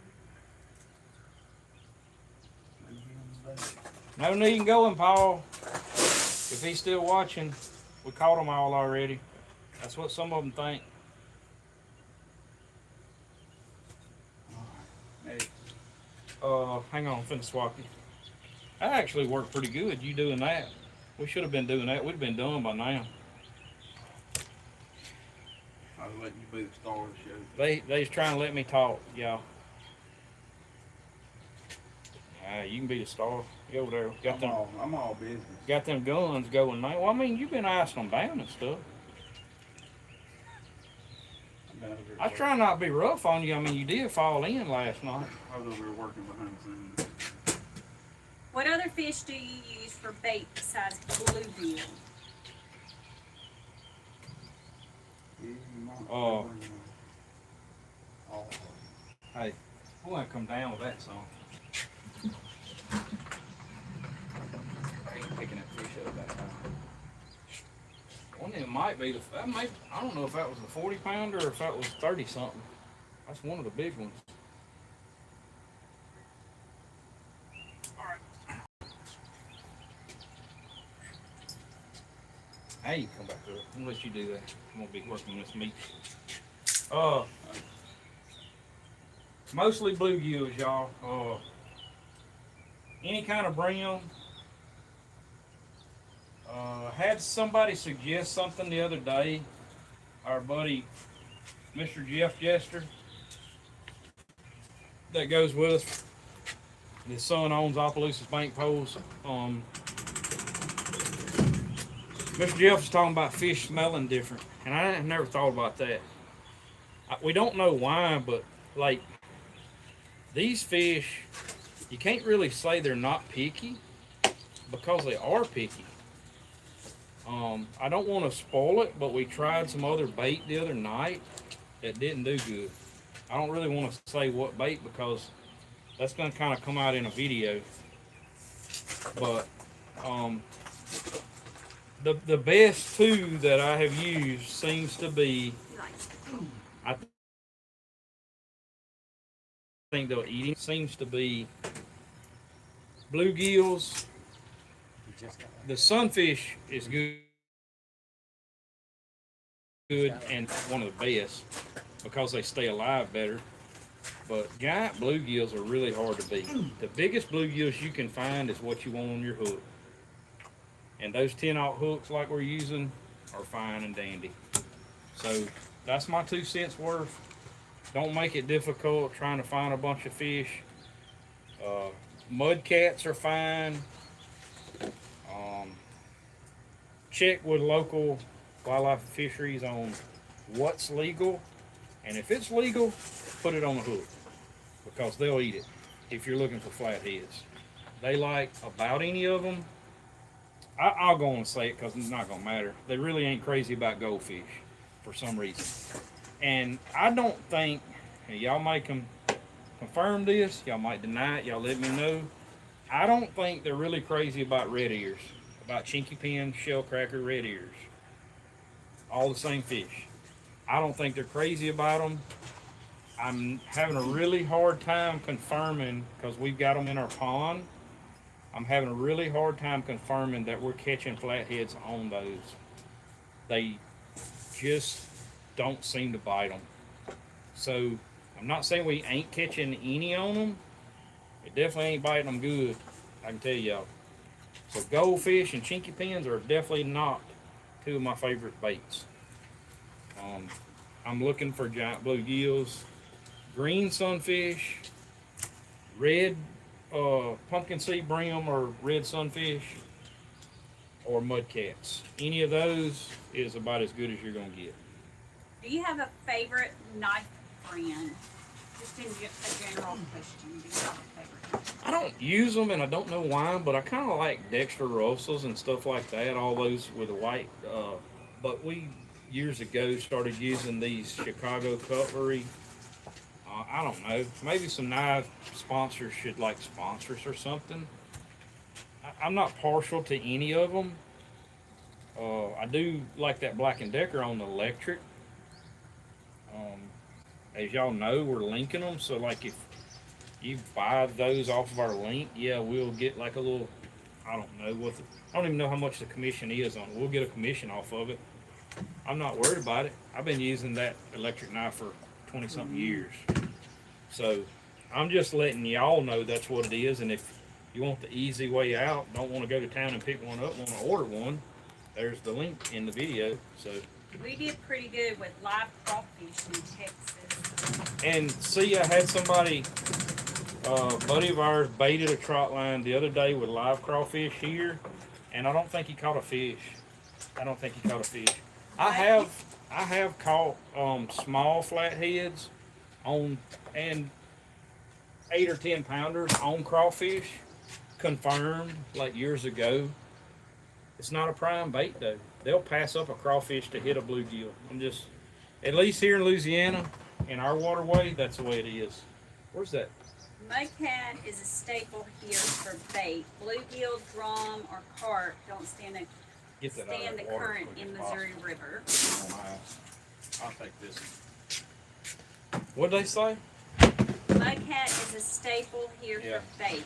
Bluegill, drum, or carp can't stand the current in Missouri River.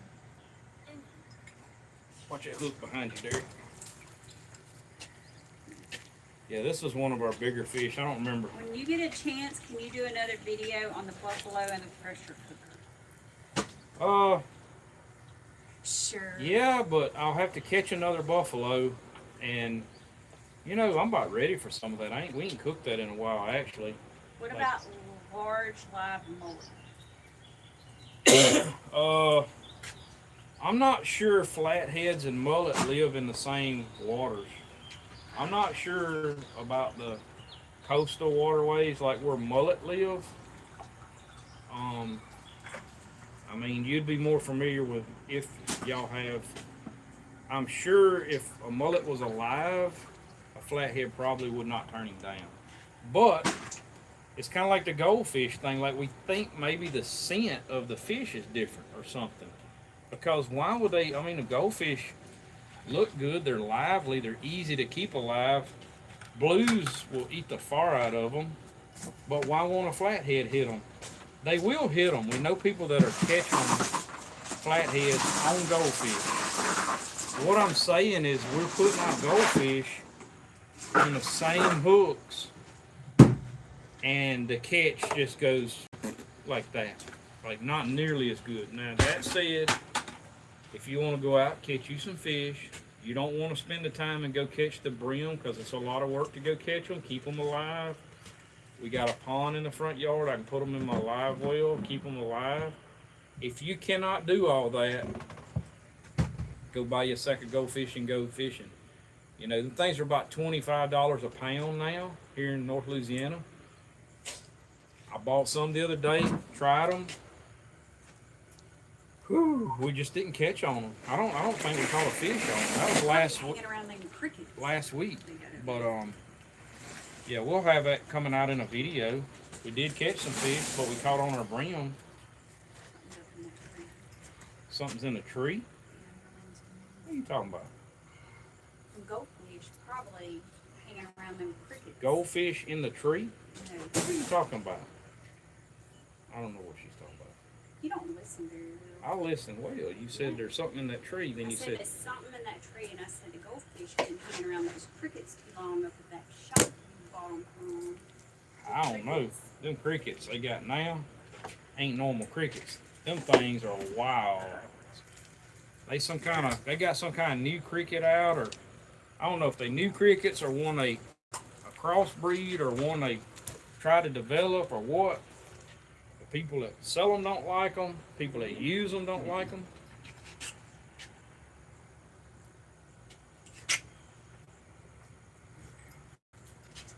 Them things jumping all over the place. We got crickets all in the boat.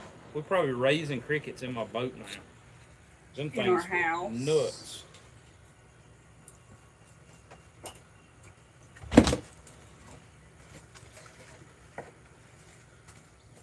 Goodness.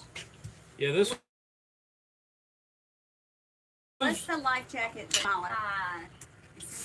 I don't know that.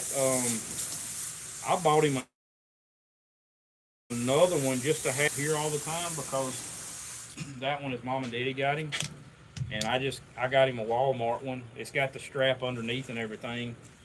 They had a really nice looking life jacket, and I'm gonna tell you, I got to thinking about it like I was looking at things like neoprene and stuff. I really think that would be hot. And him being 2 years old, he's not going to tell you he's getting hot, you know. So going into the summer, you want a safe life jacket, one that's Coast Guard approved and everything. But you also got to keep in mind, is this thing going to be hot on them? Because one of them was like a body wrap, it looked like. And I was like, that's fine if a kid's like tubing and stuff, but he's 2. He's not going to be tubing. We're going to be out in the sunlight and stuff, and he's just going to get hot. So I'm kind of cautious of that kind of stuff when I'm looking at life jackets. Yes, you definitely want it safe and floating, but you want it to be a design that's going to be a cooler, kind of aerated type life jacket for kids and stuff. And I'm going to tell you, looking at all the kids' life jackets, it was kind of hard to find one like that. But, you know, keep that in mind on the infants. If y'all are out in the water with an infant, maybe utilize umbrellas and don't keep them out too long. Like, that's something we're going to have to be cautious about, because I'm bad about going and fishing really Watching hard. old Top Heavy back there wrestling. Staying all day and, like, you know, on them for hours. I'm not gonna be able to do that when I've got little man with me. I'm gonna have to be more cautious about that. Get up early and go earlier, beat the heat, and gonna have to be careful with that. That's something I'm not used to having to account for. But we raised 2 kids, so I mean we get the deal. We didn't take them out there and expose them to all that too bad. So Yeah, another person had asked me to buy a life jacket for their grandson. What do you recommend? He's a year and a half old. just make sure when you're buying. I did notice the one I bought yesterday. When I say I bought that day before, that was yesterday, wasn't it? Yesterday morning I bought him one.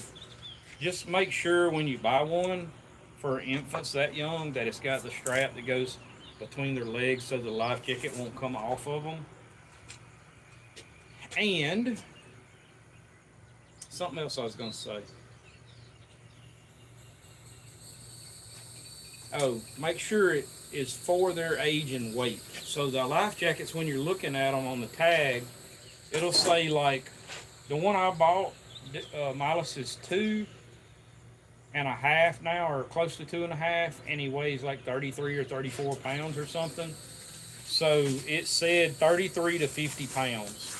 So it's a little bigger, but it'll tighten up on him and kind of be roomy enough that he'll have enough room to move around and stuff. Good job. So You're welcome.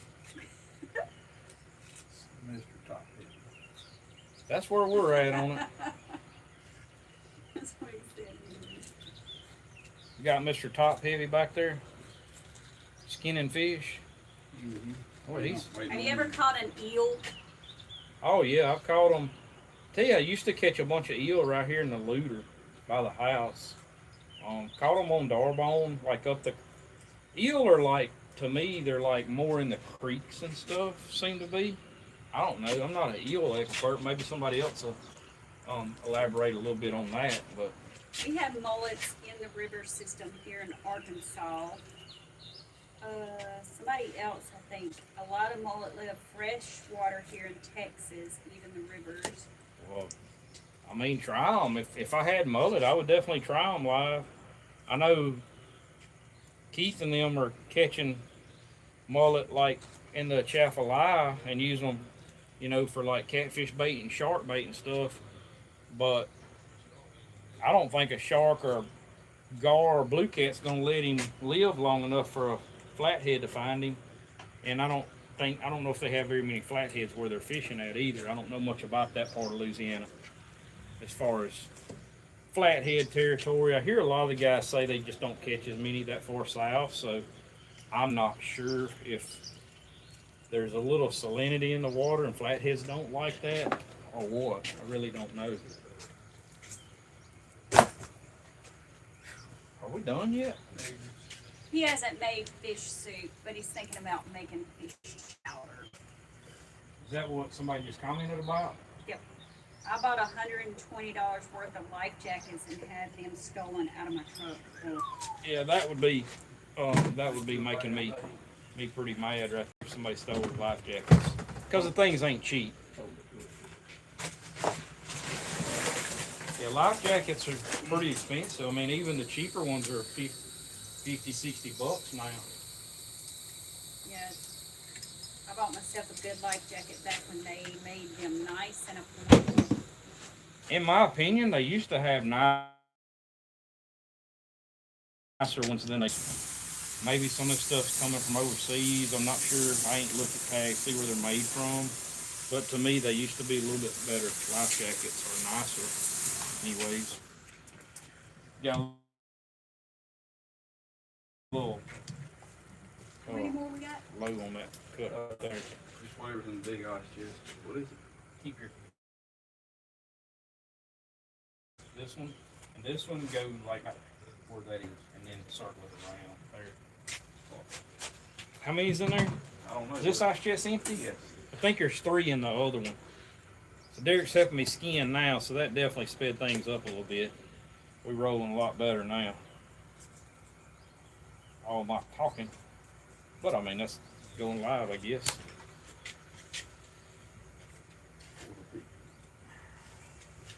Appreciate y'all joining. If you tune in on the live late and didn't see it earlier, you'll be able to go back and watch it if you want to. Appreciate all of that, the views, the likes, the shares. Hadn't even said that, but if y'all are watching right now, how many likes you got on this one, girl?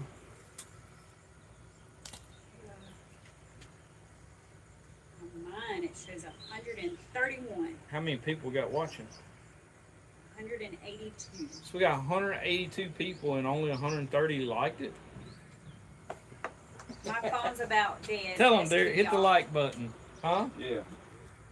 Plug your phone up and hit the like button. I didn't go swimming for nothing. Our phone's charged. That's the thing, going live, like my phone will go dead too, so I got it plugged up right here. But yeah, plug it up, get her charging, and hit the like button. Y'all be sure you hit the like. We should have more likes than we have people on here right now, because I know some people's come and gone. The likes help us out. That gets it out there. Hype the videos. Give us a comment. We like the comments. All the interaction. That's what drives the videos out there for all the other viewers. People that don't know nothing about this, ain't never seen this. That's part of what we're doing, is just growing, helping to grow the outdoors industry. The other YouTube channels Some out. of us watch on TV and the phone to help you out. Oh yeah, that's the smart ones there. Y'all the best. Hey, Then hit the like button. that's better than me, because I don't even do that. But yeah, do appreciate it for sure. We're going to be fishing in the Catfish Crawl for raising for the riser tournament June 6th. What about you guys? The catfish what? The Catfish Crawl for raising for the riser tournament. Where's that? Is that tournament gonna be on Darbone or what? Y'all can tell There's me. no limits to the rules on how you catch them, bait poles, limb lines, Or is that jugs. extended to are other all bodies of allowed. water? One catfish and one trash fish. One catfish and one trash fish? Yep. What's a trash? Uh, A garter. I don't know. I'm gonna say it like this: the benefit is a great thing. That's something I'm all for. So by all means, definitely do the benefit.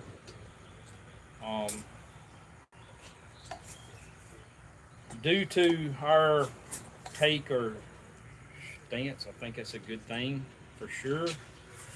But our schedule, I don't even think fits that tournament. And we are just so over, like it's really going to be hard for me and Danielle to ever fish a tournament again. We're just, I fished tournaments for a couple years.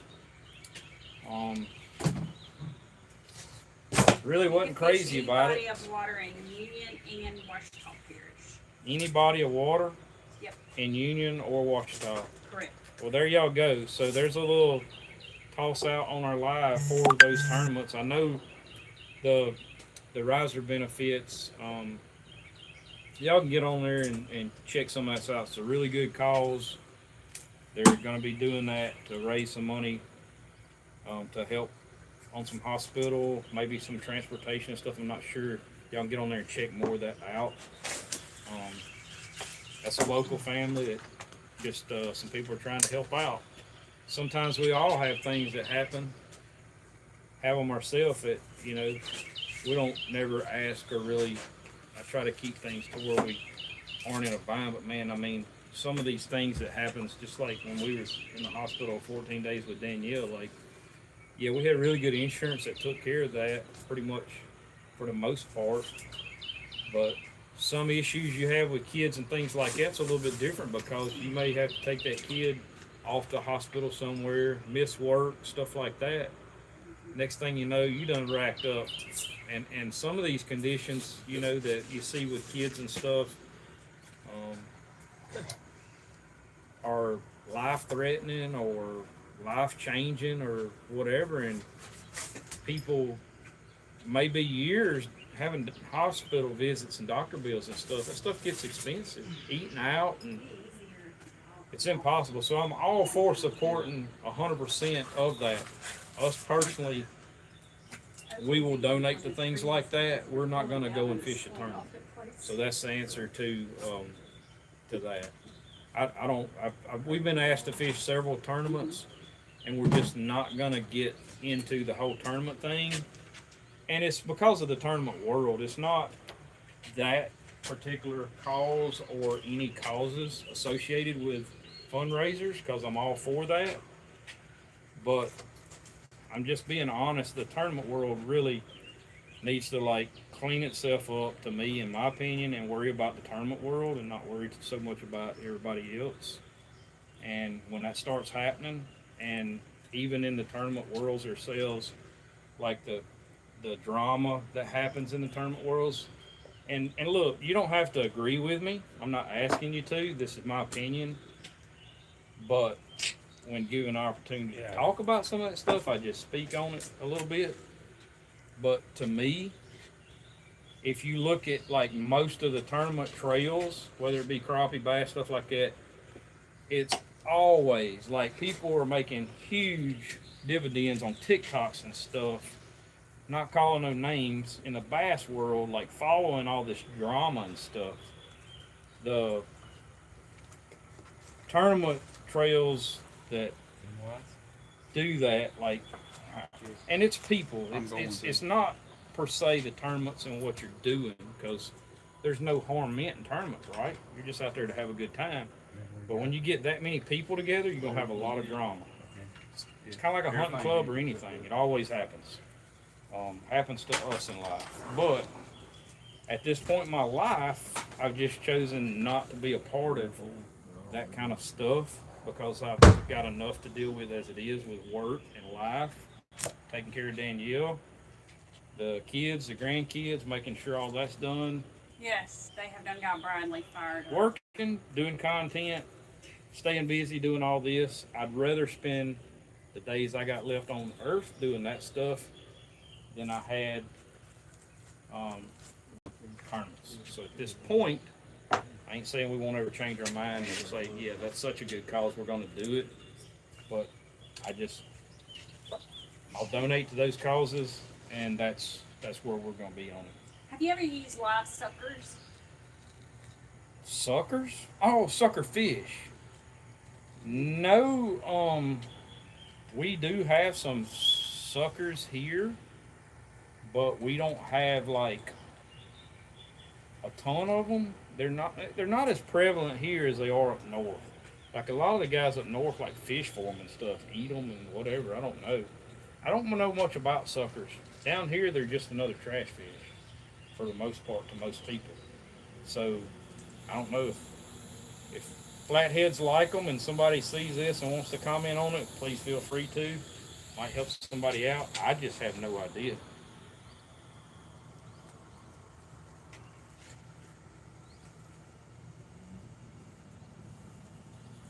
Wind in the house, raised out in the word.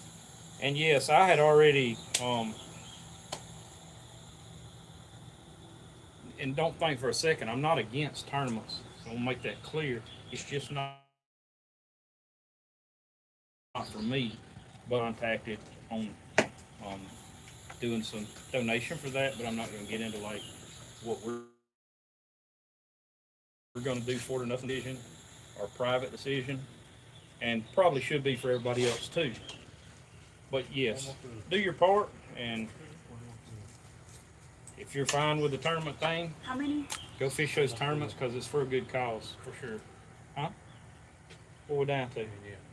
Last At one? least 3 or 4. Huh?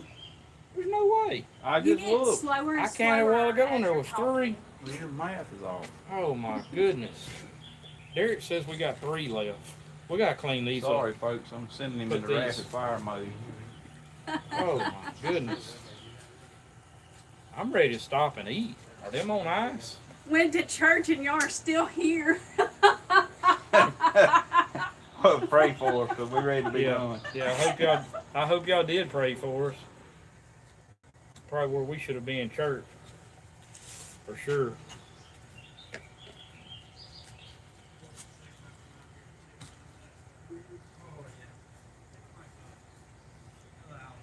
We done been on tournaments, now we finna get on church. But probably better not. No, we ain't getting on church. I'm gonna leave out and alone. I'm gonna leave out and alone. I like my church. As with anything, you can always be a bowl full of drama, or it can always be a really good thing, you know.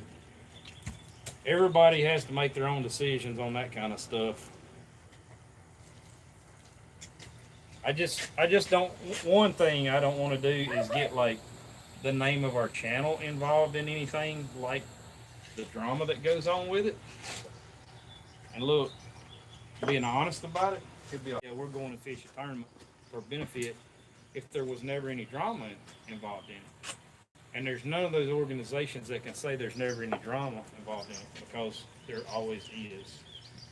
So if they would clean some of that up, or we find something, I don't know, you know, we would possibly do some of that kind of stuff.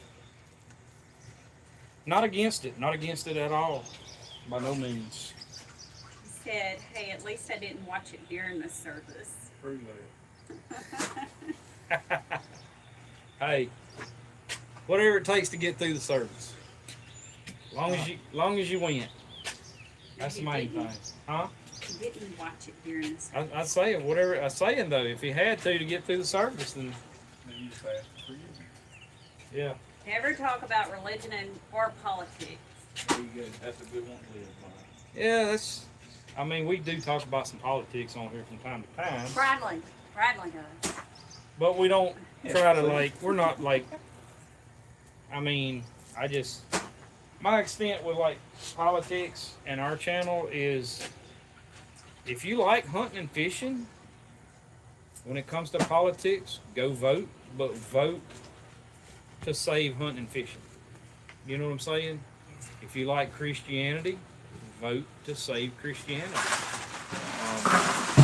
And I don't care what you call yourself, and I'm going to simplify the whole politics thing real quick.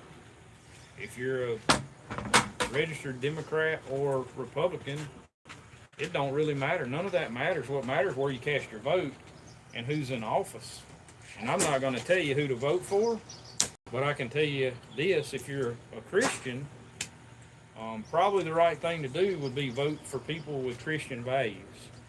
And I'll hold it to that. And I can say there is both sides of the fence that, you know, I have trouble aligning with from time to time.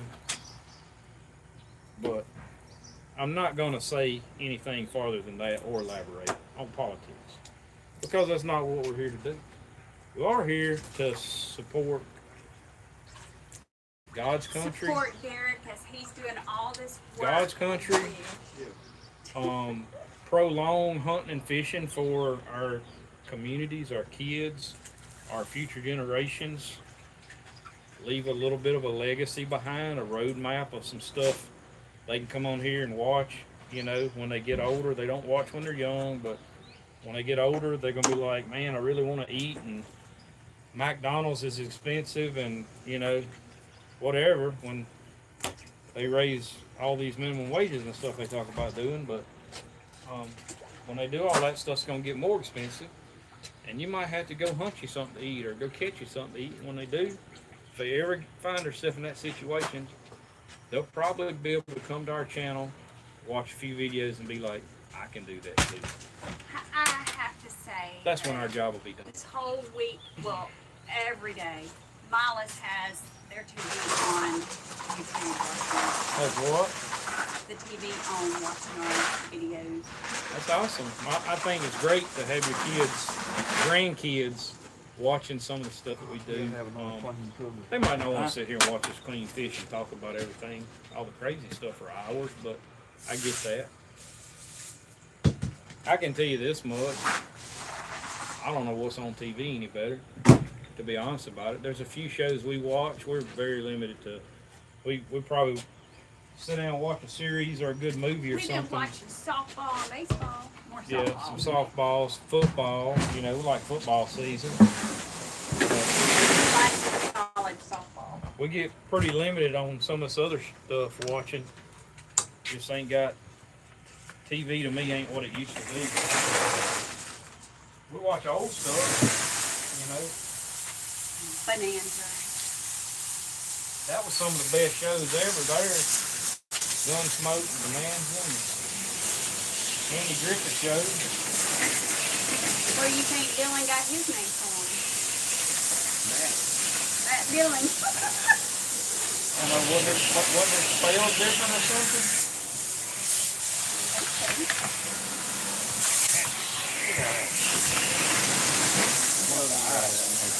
What was I tell you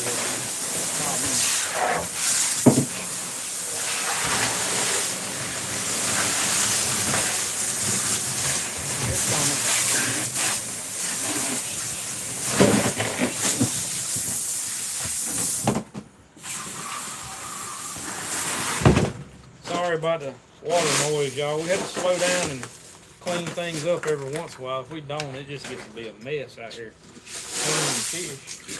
You got about 3 or 4 more?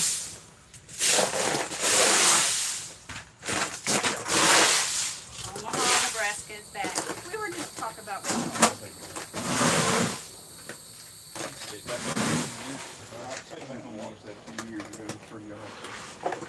Dylan's talked about going. Oh, Lord.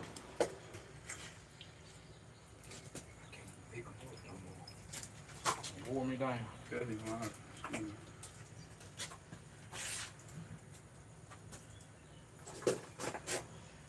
What we got? You got no more questions? Ireland, it's 1:57 right now in the morning. Woo. Must be working night shift in Ireland. Still watching. Thank you for still watching. Omaha, Nebraska is watching. Some in there? Yeah. How are the hogs doing? I got a hog coming. Who's in Omaha? You know who's in Omaha. Oh. What's going on, Mighty Hands? Buddy up there. Huh? Chain address. Yeah, he knows who I'm talking to. He's probably up there cooking right now. Probably eating better than we are right now. We might do though, you know it. I need some measurements on that camper. Measurements? Oh, Tell Bradley Lord. River is back to falling. Who said that? It wasn't falling this morning? Royce. Oh, really? Well, it did stabilize, Royce. We seen it. He's wondering if my dad preached y'all's wedding. Do what? Mark said, I keep wondering if my dad preached y'all's wedding. Bradley's daddy actually did our wedding. Who was that saying that? I just said the name. Who? Mark Mark who? Whitney. How's the campsite going? Where is your dad at? Why would you think that he preached our wedding? I'm just curious. Is that local to here, or? I mean, if your dad's a preacher here local, that's why I'm wondering. My grandson loves preaching. Loves watching you clean these big fish. No, my dad married me and Danielle.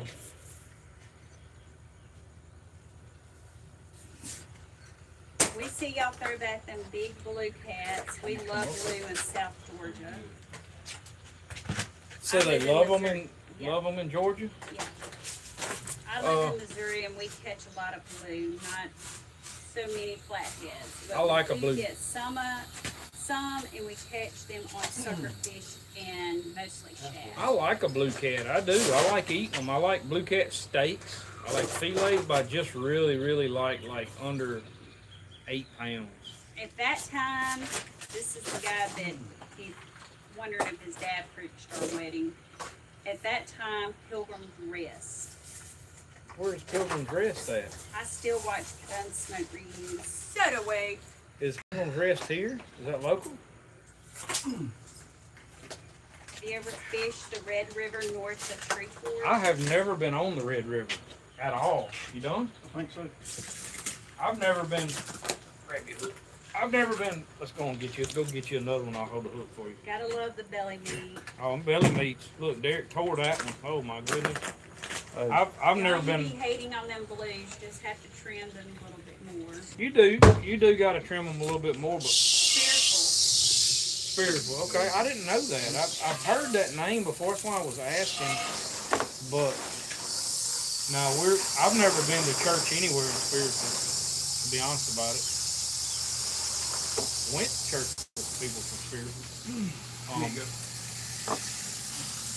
I live 2 minutes from the Red River. Red River, I know is a good fishery. It's just, if we went to the Red River, it'd be 2-hour drive over there. We got too much fishing right here at the house. It's just, my goodness. How could I even dream to go and do any better than we did last night, y'all? This is just, you're not, the pictures that we took this morning seem like a common thing to us almost. Not really, not that many. But the picture we took this morning, y'all are not gonna see pictures like that hardly anywhere. Like of anything short of like just a hoot net run that somebody did. Okay.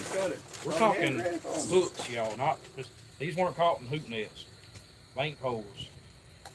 But like I said, it's all about. It's kind of like trapping raccoons or something, or trapping coats. Like you got to make sure that trap's set in the right spot. This fishing's the same way. You got to make sure that hook is in the right spot. And you got two things. You got the depth, and you got where at on the bank don't really matter. It's the transition in the current that matters to me. And we pretty well proved that last night.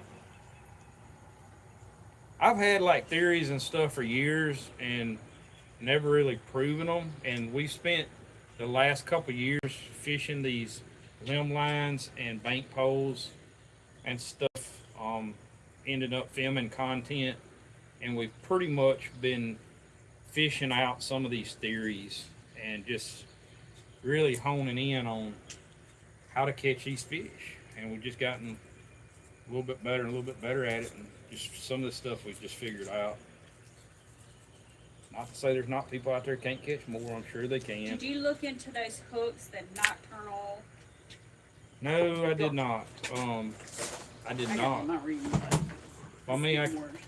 Who was that saying that? Because I know they told me that the other day. Yeah, Cypress Ben. He's the one that's been talking about like that fundraiser and stuff. And he said he ran into Mr. Royce a few weekends ago. Good man. Mr. Royce, yeah.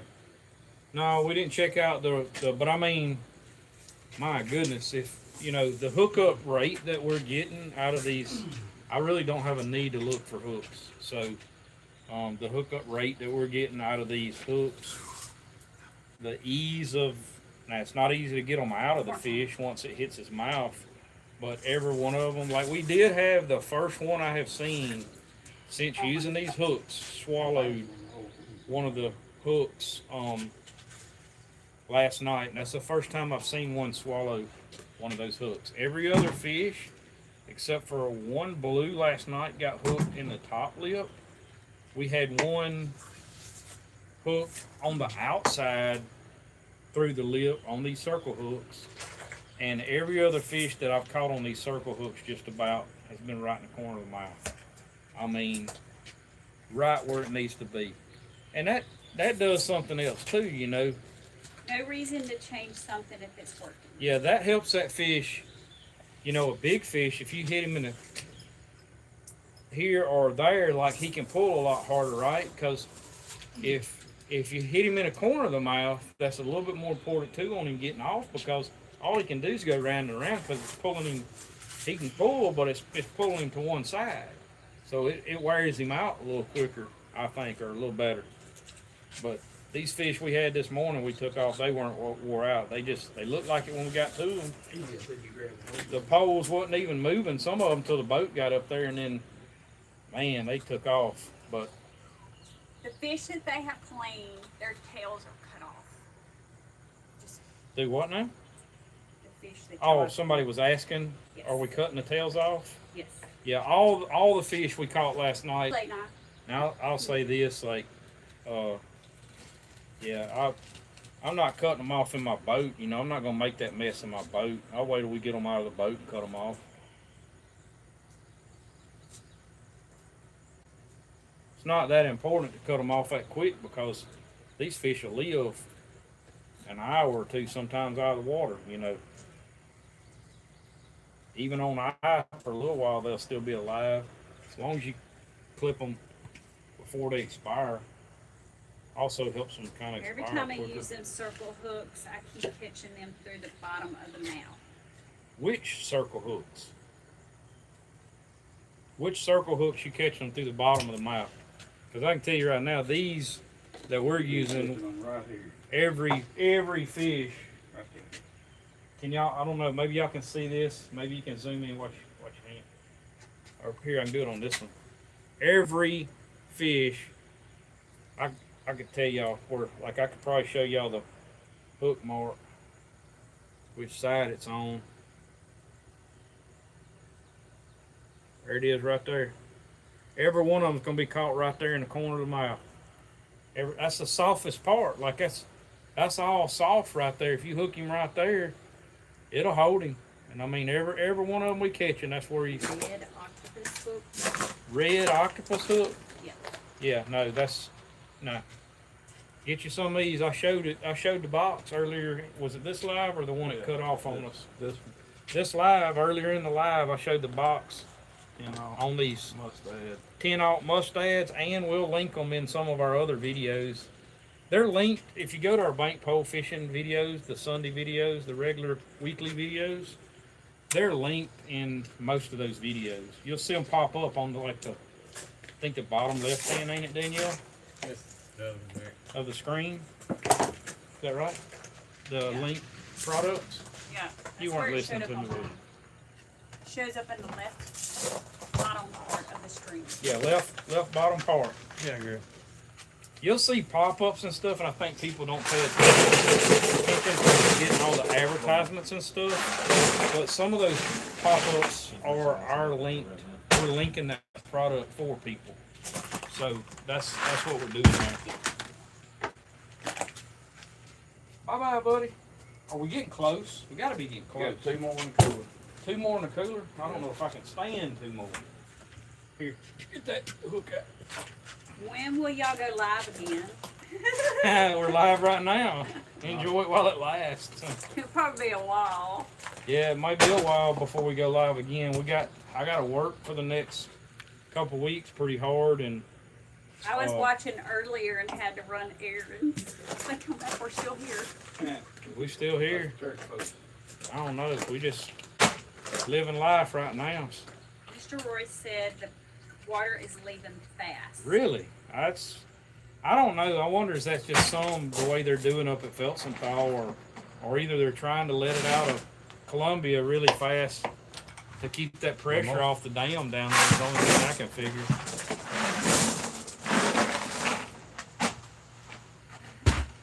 I know I wish they would quit letting so much out of Darbone. I wish they would quit letting all the stumps beat up everybody's boats all the time. You'd think all the fishermen would be complaining about that. Every time we get a rain forecast, opening that gate down there on that dam. Do wish you they think would it is quit. pre-spawn or mid-spawn in our neck of the woods? On catfish. What are we talking about? I don't know. You talking about y'all? Come back on me on that one. You talking about these catfish spawn? Is that what we asking? Hold on. Catfish. That's what you're cleaning. We're talking about catfish. So for North Louisiana, here's a rule of thumb, fishing, whatever you want to call it, and I can assure you, in the lakes, it is around April the 20th through the middle of June, and all these fish don't spawn at one time. They're not like bluegill that go on the bed or crappie that spawn out. Catfish just ain't that way. They just don't all. I don't know exactly why. I don't know if it's more on the full moons and stuff. We're coming into a full moon. I can tell you this. I think all four of the bigger fish, the 50 pounder, the 40, the 38 and 35 that we caught last night, all of those were male fish. They were not females. It fooled me because looking at them, you would have swore they were females. They were not. They looked full of eggs. They were not. They're just fat, thick, meaty fish, healthy fish. I don't think we caught over 2 or 3 females last night. Maybe 4. We might have had 4 females. It wasn't very many. Most of these fish were males. Last night we did have a couple females, but I mean, y'all look like the females' belly meats will be a little thinner than that this time of the year, right? Because they carrying the eggs and they swelling up. I mean, they're in the river. That spawn is typically about this time. I mean, they could be spawned out, a lot of them already. I think we have caught a few females that were actually already spawned out, but we did catch a couple last night that had eggs. So we also caught some channel cats in the river that were full of eggs this morning in hoop nets. What So time y'all eating supper? We have no Lord. idea right now. Hopefully, I'm ready 11:30. now. We might. 11:30. We was gonna cook. We might just go eat some If Mexican it's food or up to something. Bradley, we will eat at 11:30. Bradley likes to eat late. I'm thinking Mexican tonight. Really, to be honest about it, go eat Mexican food. What happened to this? We're frying fish. I mean, we can fry fish, but Might get it quicker on Mexican food. I don't know. Whatever y'all think. What about jaw meat on flatheads? I cut. You might not have seen it, but I cut. Yeah, you could save them. We don't have. I mean, I'm running on 4 hours of sleep in 48 hours. Like, I've heard that several times. I'm not stopping cutting the jaw meats out, but I did cut it out of the 50 pounder just to show like how big the piece of meat and all was. I mean, the 2 pieces together were probably, I don't know, 5 or 6 ounces together. You know, Thank you, Mr. Benjamin. You didn't have to do that. pretty good chunk of meat on that big flathead. But yes, like even this big, you could cut them out if you wanted them, or if you only catch one fish and just want to maximize it, cut a little bit more out. Nothing wrong with that. We just don't do it a lot of times because we clean a lot of fish and trying to get through this. Watch y'all putting the females back in the water so there's more for the future. Yes, we did. We released. We catch and release. We were- Sometimes we catch and release right in. Was that in Sunday's video? It wasn't Sunday's video, was It it? was. We released. catch and release it. That's the thing. I mean, it's not that we condone releasing or don't. We keep what we want, what we need, and this time these fish were for somebody, so we kept them. We didn't release. We released all the blues. Didn't release any flatheads, and Derek started to keep some blues.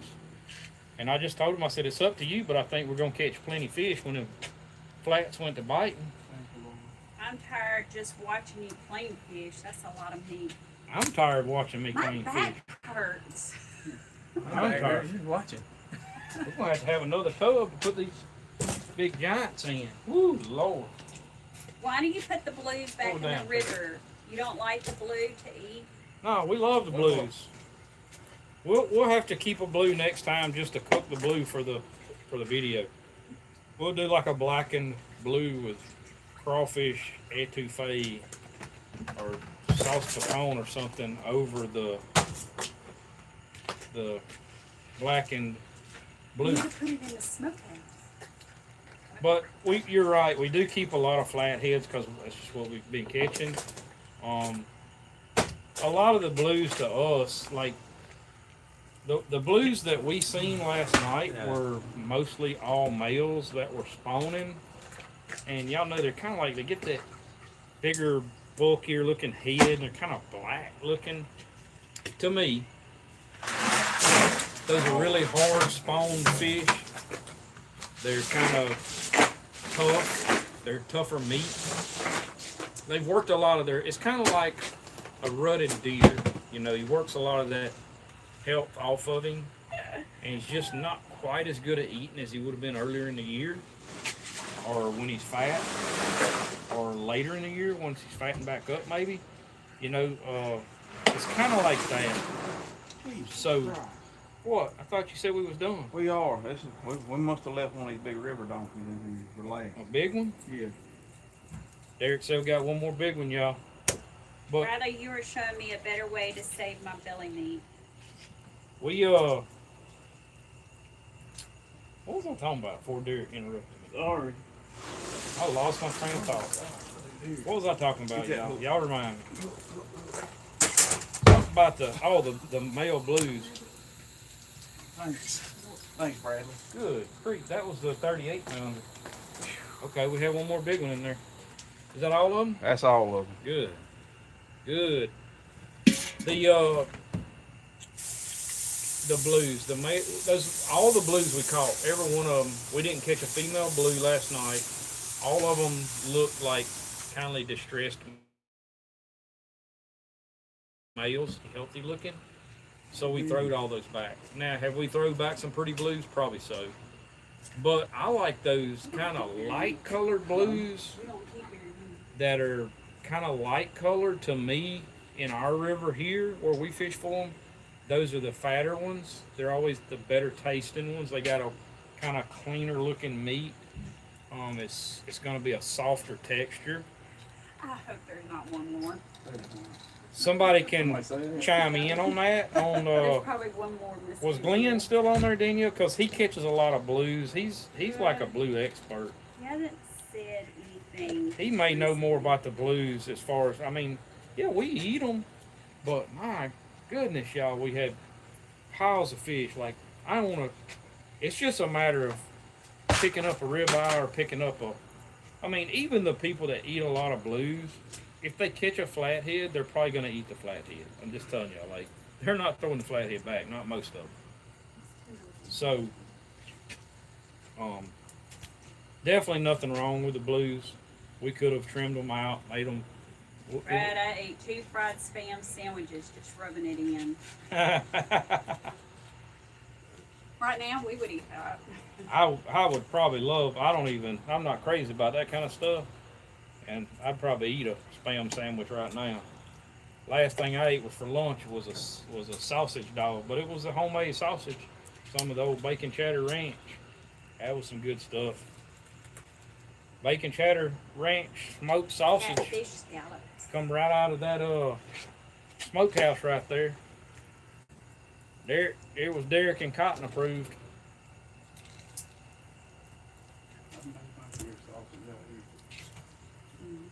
Yeah, we made a lot of sausage.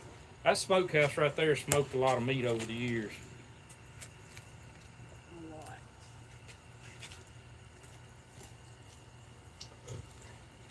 We don't really do what you would call like coal smoking. We smoke it at about 125 degrees, probably. I'm just guessing, maybe about that. We'll smoke it for a few hours. I don't like blues over 8 pounds. Who said that? Robert. Said he don't keep blue over 8 pounds. I don't like the blues over 8 pounds. That's kind of where we're at, you know. I'm gonna tell you, like two of my favorite fish would be like a 5 pound blue fat one, steaked up, and some buffalo, like backbone and ribs, I go town. Like that. We were disappointed. We raised some nets this morning, and we were disappointed because we had one poor buffalo and two undersized buffaloes, and we didn't get a buffalo. We was wanting buffalo for supper tonight. I had some in the freezer, but we was wanting to eat some. But we do have gar. We're gonna eat some of that gar tonight. That's another one, y'all. Yeah, we'll be doing another like gar cleaning, cooking, eating the gar recipe. That one will be coming out probably in the next few weeks. I'll try to get that video out. Debatable question, mustard or mayo on canned meat sandwiches? Canned meat sandwiches? Mhm. Don't eat canned meat sandwiches. Now you want to put on a fish sandwich? Just some mayonnaise or tartar sauce or some Chick-fil-A sauce or some homemade sauce. I'm not much on eating fish, but I love to go fishing. I do have to bring fish home for the rest of my family. What's crazy is I eat ketchup on everything fried, and I hate ketchup on a sandwich or hamburger. I do not want ketchup on a burger or sandwich. That's crazy, but I only want mayonnaise, cheese, and like bacon or whatever on it.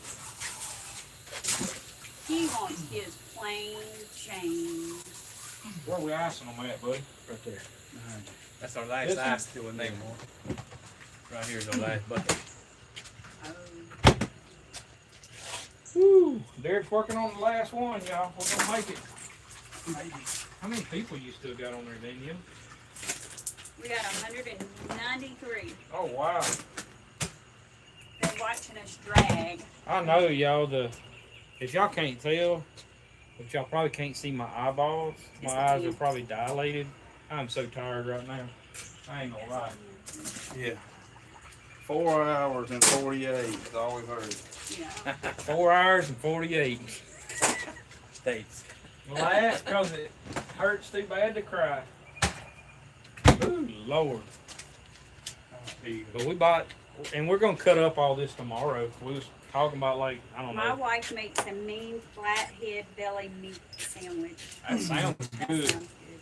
especially on one of these big donkeys right here. Look at that joker. I probably was the second biggest one right there, y'all. I don't know. One of them was 40. Do y'all have Was this the smoked 40 catfish? pounder? Do y'all make a smoked catfish dip?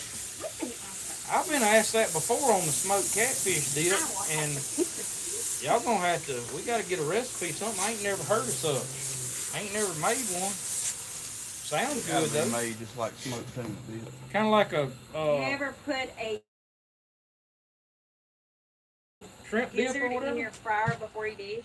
A what? Gizzard. Chicken gizzard? No. Why would we do that? I don't know. I'm all ears though, cause I love chicken gizzards. I got the best chicken gizzard recipe that might be in existence, by the way. Ain't never did it on YouTube because we don't Speaking really of hunt getting chicken. Mexican food, I haven't eaten in a restaurant since 2006. I love me some Mexican food though. Since 2006. It is since 2006, not 26. Wow. No, not all that. Well, I love some that's probably not a Mexican bad food. idea. It's not You're a bad idea. Probably a lot healthier and cheaper. Way cheaper for sure. I just What about them mullet gizzards? I have no idea about no mullet gizzard. Y'all teaching me something now. I ain't never heard of such. Never heard of such. I ain't never heard no mullet gizzard. Chicken gizzards? I love chicken gizzards. I'm gonna tell y'all real quick how to cook them chicken gizzards. And there was this old lady that cooked in a store up in Arkansas that was close to our deer camp. That had the best chicken gizzards, and I got them. They're out of business now, but before she left there, I got her to tell me how they cooked them chicken gizzards. It was the most tender chicken gizzard you ever eat in your life. What they would do, and they would pressure cooking them, but they would pressure cook them with liquid crab boil, like a seafood seasoning, and oh my goodness. And then just egg batter and fry them, and I was gonna do duck gizzards in the video, and I think those duck gizzards are still in there in the refrigerator. You just took a squirrel moment. On No, I there- was talking on about yours. gizzards. Yes, but you just took. I take a squirrel moment. It's still Yeah. gizzards. I just happened to think I seen those duck gizzards in there that I saved. I said I was gonna cook those like in a video, and never Yeah, but did. you were explaining a recipe. Oh, we just pressure cook them. These Instant Pots work great for the gizzards, by the way. About 15 minutes, and just let it sit there until it unseals or whatever it does. But put your little liquid crab oil in there, some more seasoning, ponies or whatever, salt, pepper, whatever you want to put, and then egg batter, flour, and fry them gizzards. You're gonna be eating the best chicken gizzards you ever eat in your life if you've never eaten them like that. That was the first time I'd ever eat them pressure cooked. We are about to eat some fried backstrap. Y'all want me to airmail y'all some? Well, Please. Please. What time is it here? everybody, What time? everybody's a yes. Expedited delivery. Can y'all got one of them 8:30? drones? Y'all can just fly it over to us. 8:30. Bradley said that he's only had 4 hours of sleep. In 48 hours. 48 hours. Y'all hear all this? Hey, put them on ice. Y'all quit messing with Ain't me. got no size. That's all we got. In my defense, I worked off of nights yesterday. So My defense, I got home from work this afternoon. I was up 'Cause all I night. actually worked. Give me a little bit. Took an And- hour nap before. The day before, I had got up about Put some more in there. 3 o'clock, 2:30. Took a nap yesterday for about 1 hour before Derek got here because I was running around getting stuff ready and I'm never ready. I'm always late. Never ready. And then, Set it back in there. but look, success. So, and then after that, after the nap, Yeah. I got up and then slept 4 hours last night. So I've had, and it wasn't good sleep. It was in the camper. I woke up a couple times. I forgot my pillow at the house. I didn't even have a pillow. I was like curling my sleeping bag up under my head. So it wasn't great sleep. It is not lies. I bet you it sounded like this. In that little bitty. That's pretty accurate. Y'all don't even know the Oh yeah, I do. the way I get treated. 20-something years. And then when they get together, for 20 something years, for 30 years, they team up on me. You know, it's just the way it is. As soon as his head hits that pillow. Oh, I went to sleep Like immediately, within 30 seconds. but I woke up like immediately too, or a little bit later. A couple times I woke up. There's what somebody said. Yeah, that's right. Y'all tell them, hey, y'all know who's over here. I'm multitasking. I'm talking and doing that. Don't leave that man alone. Well, thank you so Y'all much. know who's doing the work, anyways. We don't even want to discuss like if it was up to somebody else to find these catfish. They love you, bro. They don't give me Yes, no. we They do. don't give me no credit. Y'all might give me some credit. I think They don't our give me new no pole credit. caught the biggest fish last year. The what? The new area caught the biggest fish. Where we put them last two? No, the one up, back up a little bit. Which one you talking about? The one by itself had the biggest one. Yeah. Yeah. I hadn't been fishing there. We put one pole on one bank, and that was it by itself. And that's where we caught the biggest one. We caught a pretty big one on that last. One of the 30, either the 40 or one of the 30s come off an 8-foot pole. That was an 8-foot pole too, wasn't it? No, I think it was a 10. No, it was a 10, but we caught But it was the right second on. biggest one. The 40 was on an 8 up there in the where the last two we put out was. Huh? One more. I'm working on it, so shut that ass just up. Don't help. There's focus. He's trying to get me done so we can go eat, y'all. Somebody else. Keep your focus. That's what I'm here for. Laser focus. Except at midnight. But when I'm on, I mean. What? I thought you were trying to be humble. Oh my, y'all don't know. Hey, when you catch them, you catch them. When you don't, you don't.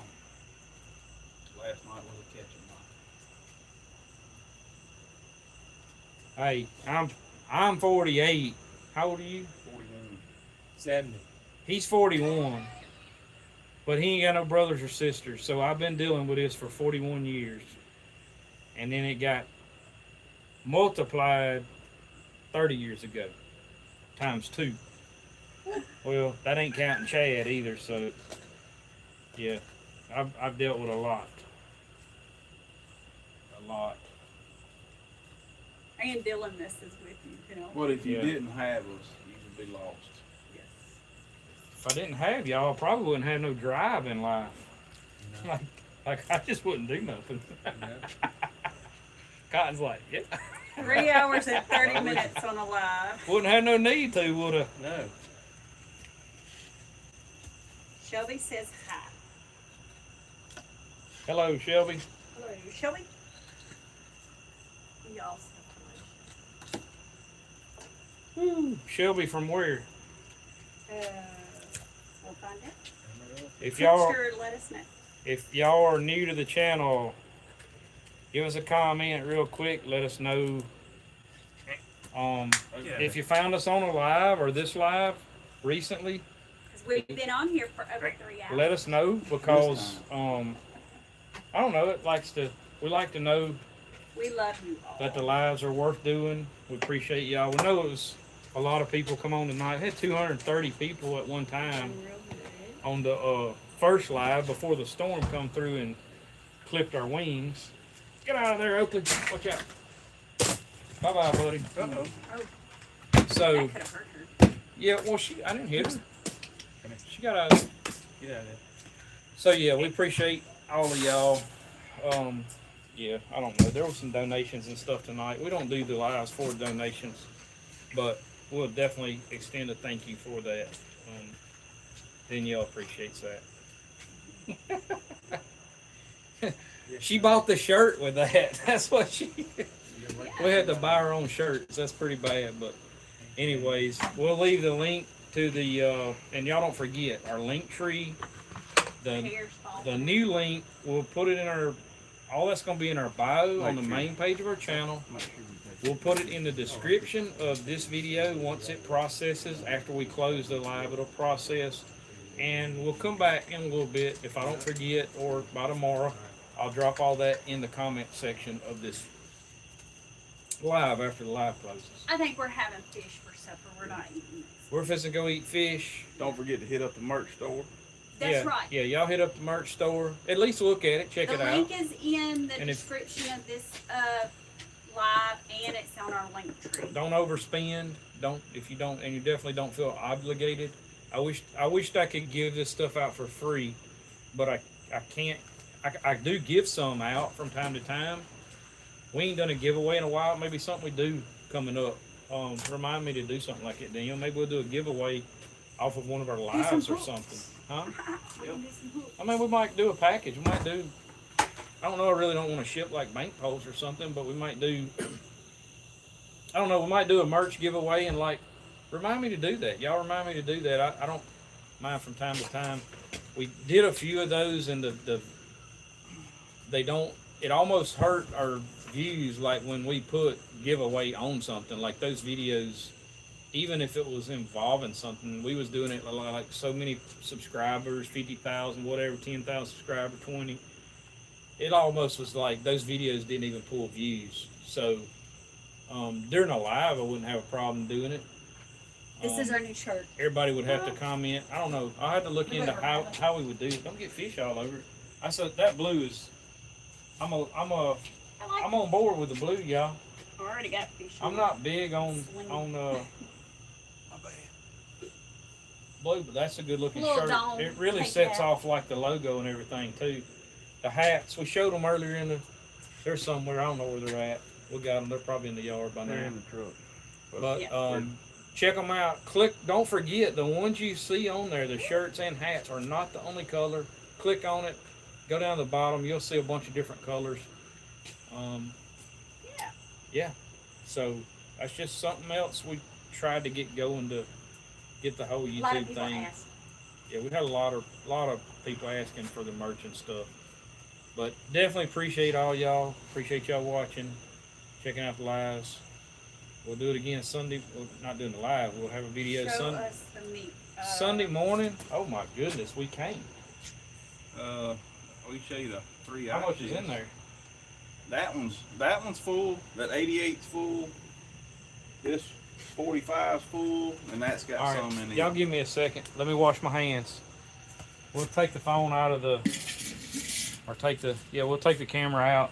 Danielle, can you watch me? Let me spray this board off real quick. Yes. You want to come around here or? Yeah, you don't eat that way. Yeah, I won't. Just step right here. Y'all give me just a second. Let me wash this table off, and I'll show y'all. Now this is untrimmed meat. We have not trimmed it and cut it up, but we'll probably be all day tomorrow, or part of the day tomorrow doing that. We got to make a trip to Arkansas tomorrow to. I got a hold. Oh, and we got somebody asked. I'll have to talk to Derek in a little bit. Did you say we were supposed to get our elk tags, Danielle? Because the draw was today, huh? We should have them this week. Yeah. Well, somebody asked, That's texted why me I asked earlier you. asking did we have our tag, did we get I drawn? did. No, somebody else texted me. That hunts Colorado. So, anyways, Yeah, I asked if y'all had. we're gonna be hopefully drawing muzzleloader tags. So, Derek bought a new muzzleloader, and we're gonna be. We think we found the powder. We're wanting some of the, what's it, the buckhorn? Yeah. Is that right? Am I saying that right? The Yeah, buckhorn buckhorn. powder? I don't know. You can't use pellets in Colorado. We got to use powder. Can't use a scope, so it's going to be a little different from the muzzleload hunting that we normally do. But we got to go try to find some of that tomorrow. So hopefully we've got some found in Arkansas. Me and Derek's got a part of his trip. We got to ride up there and get that. I got a stand for me to put a light so you put the phone in. Rinse this off and I'll show y'all real quick. We just had all this nasty. I don't want that getting shown on the live, but I mean, we've been washing fish for 3.5 hours or whatever it is, so clean this up a little bit. I need to pressure wash this thing out here. Clean it up here. So what's that one got? All three of them's got Yes. fillets? What don't have nothing? The orca? The orca. Oh my goodness. Sorry, y'all. What's the phone? All right, you can go back over there. Make sure we ain't got no comments and all that before we get off of here. Out here, y'all. We're fixing to go cook supper, but I'll show y'all the. Where's? Plug it. It's Yep. My eye chest, the big white one, and this swamp box. All right, right here. Sorry, guys, about that. This is a 150 quart. So there's just under half full. That's some of the big fillets that we just took off right there. What is this one, Derek? The 88. And then what else? The 45. The swamp gear. So that's almost up to the top of the 88. He's got some meaty fillets in there. Y'all can see all that's in there.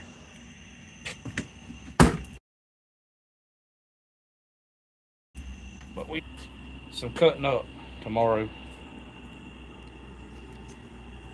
All right, Danielle. Where you at? All right, guys. Appreciate y'all. Thank everybody for swinging in and checking out the live. We weren't live 3 hours. It's only 2 hours and 45 minutes. sounds like they were saying. Oh, because of the other live. 8 quart. Is that a 48? The swamp. 45. The swamp gear. It's slam full of fillets, so we got to cut up tomorrow. Probably leave those on the ice tonight and haul all this stuff off, get rid of it, But we're exhausted. I'm pretty tired. I'm beat down. I ain't gonna lie. Because he's only had 4 hours of sleep in the last 4 48 hours of hours. sleep, last 48 hours. Yeah. Maybe less. I'm about to pass out. I ain't gonna lie. I'm whipped. We're fixing to clean everything up as much as possible. Go eat some. Danielle's gonna fry the fish for us. I know she is, so I can sit on. But she's got to go to work in the morning, so we'll help her. We ain't gonna make her work too. But hey, appreciate y'all watching. Hit the like button before you leave if you hadn't hit it already. Let us know in the comments if you found the channel on this live. Let us know that, and let us know where you're from. What state? Where you from? I don't know. For some reason we like to see that. Appreciate y'all. What if they're not in the United States? If you're not in the United States, let us know where you're from. That's always cool too. Really, I mean, we got people in Ireland watch us at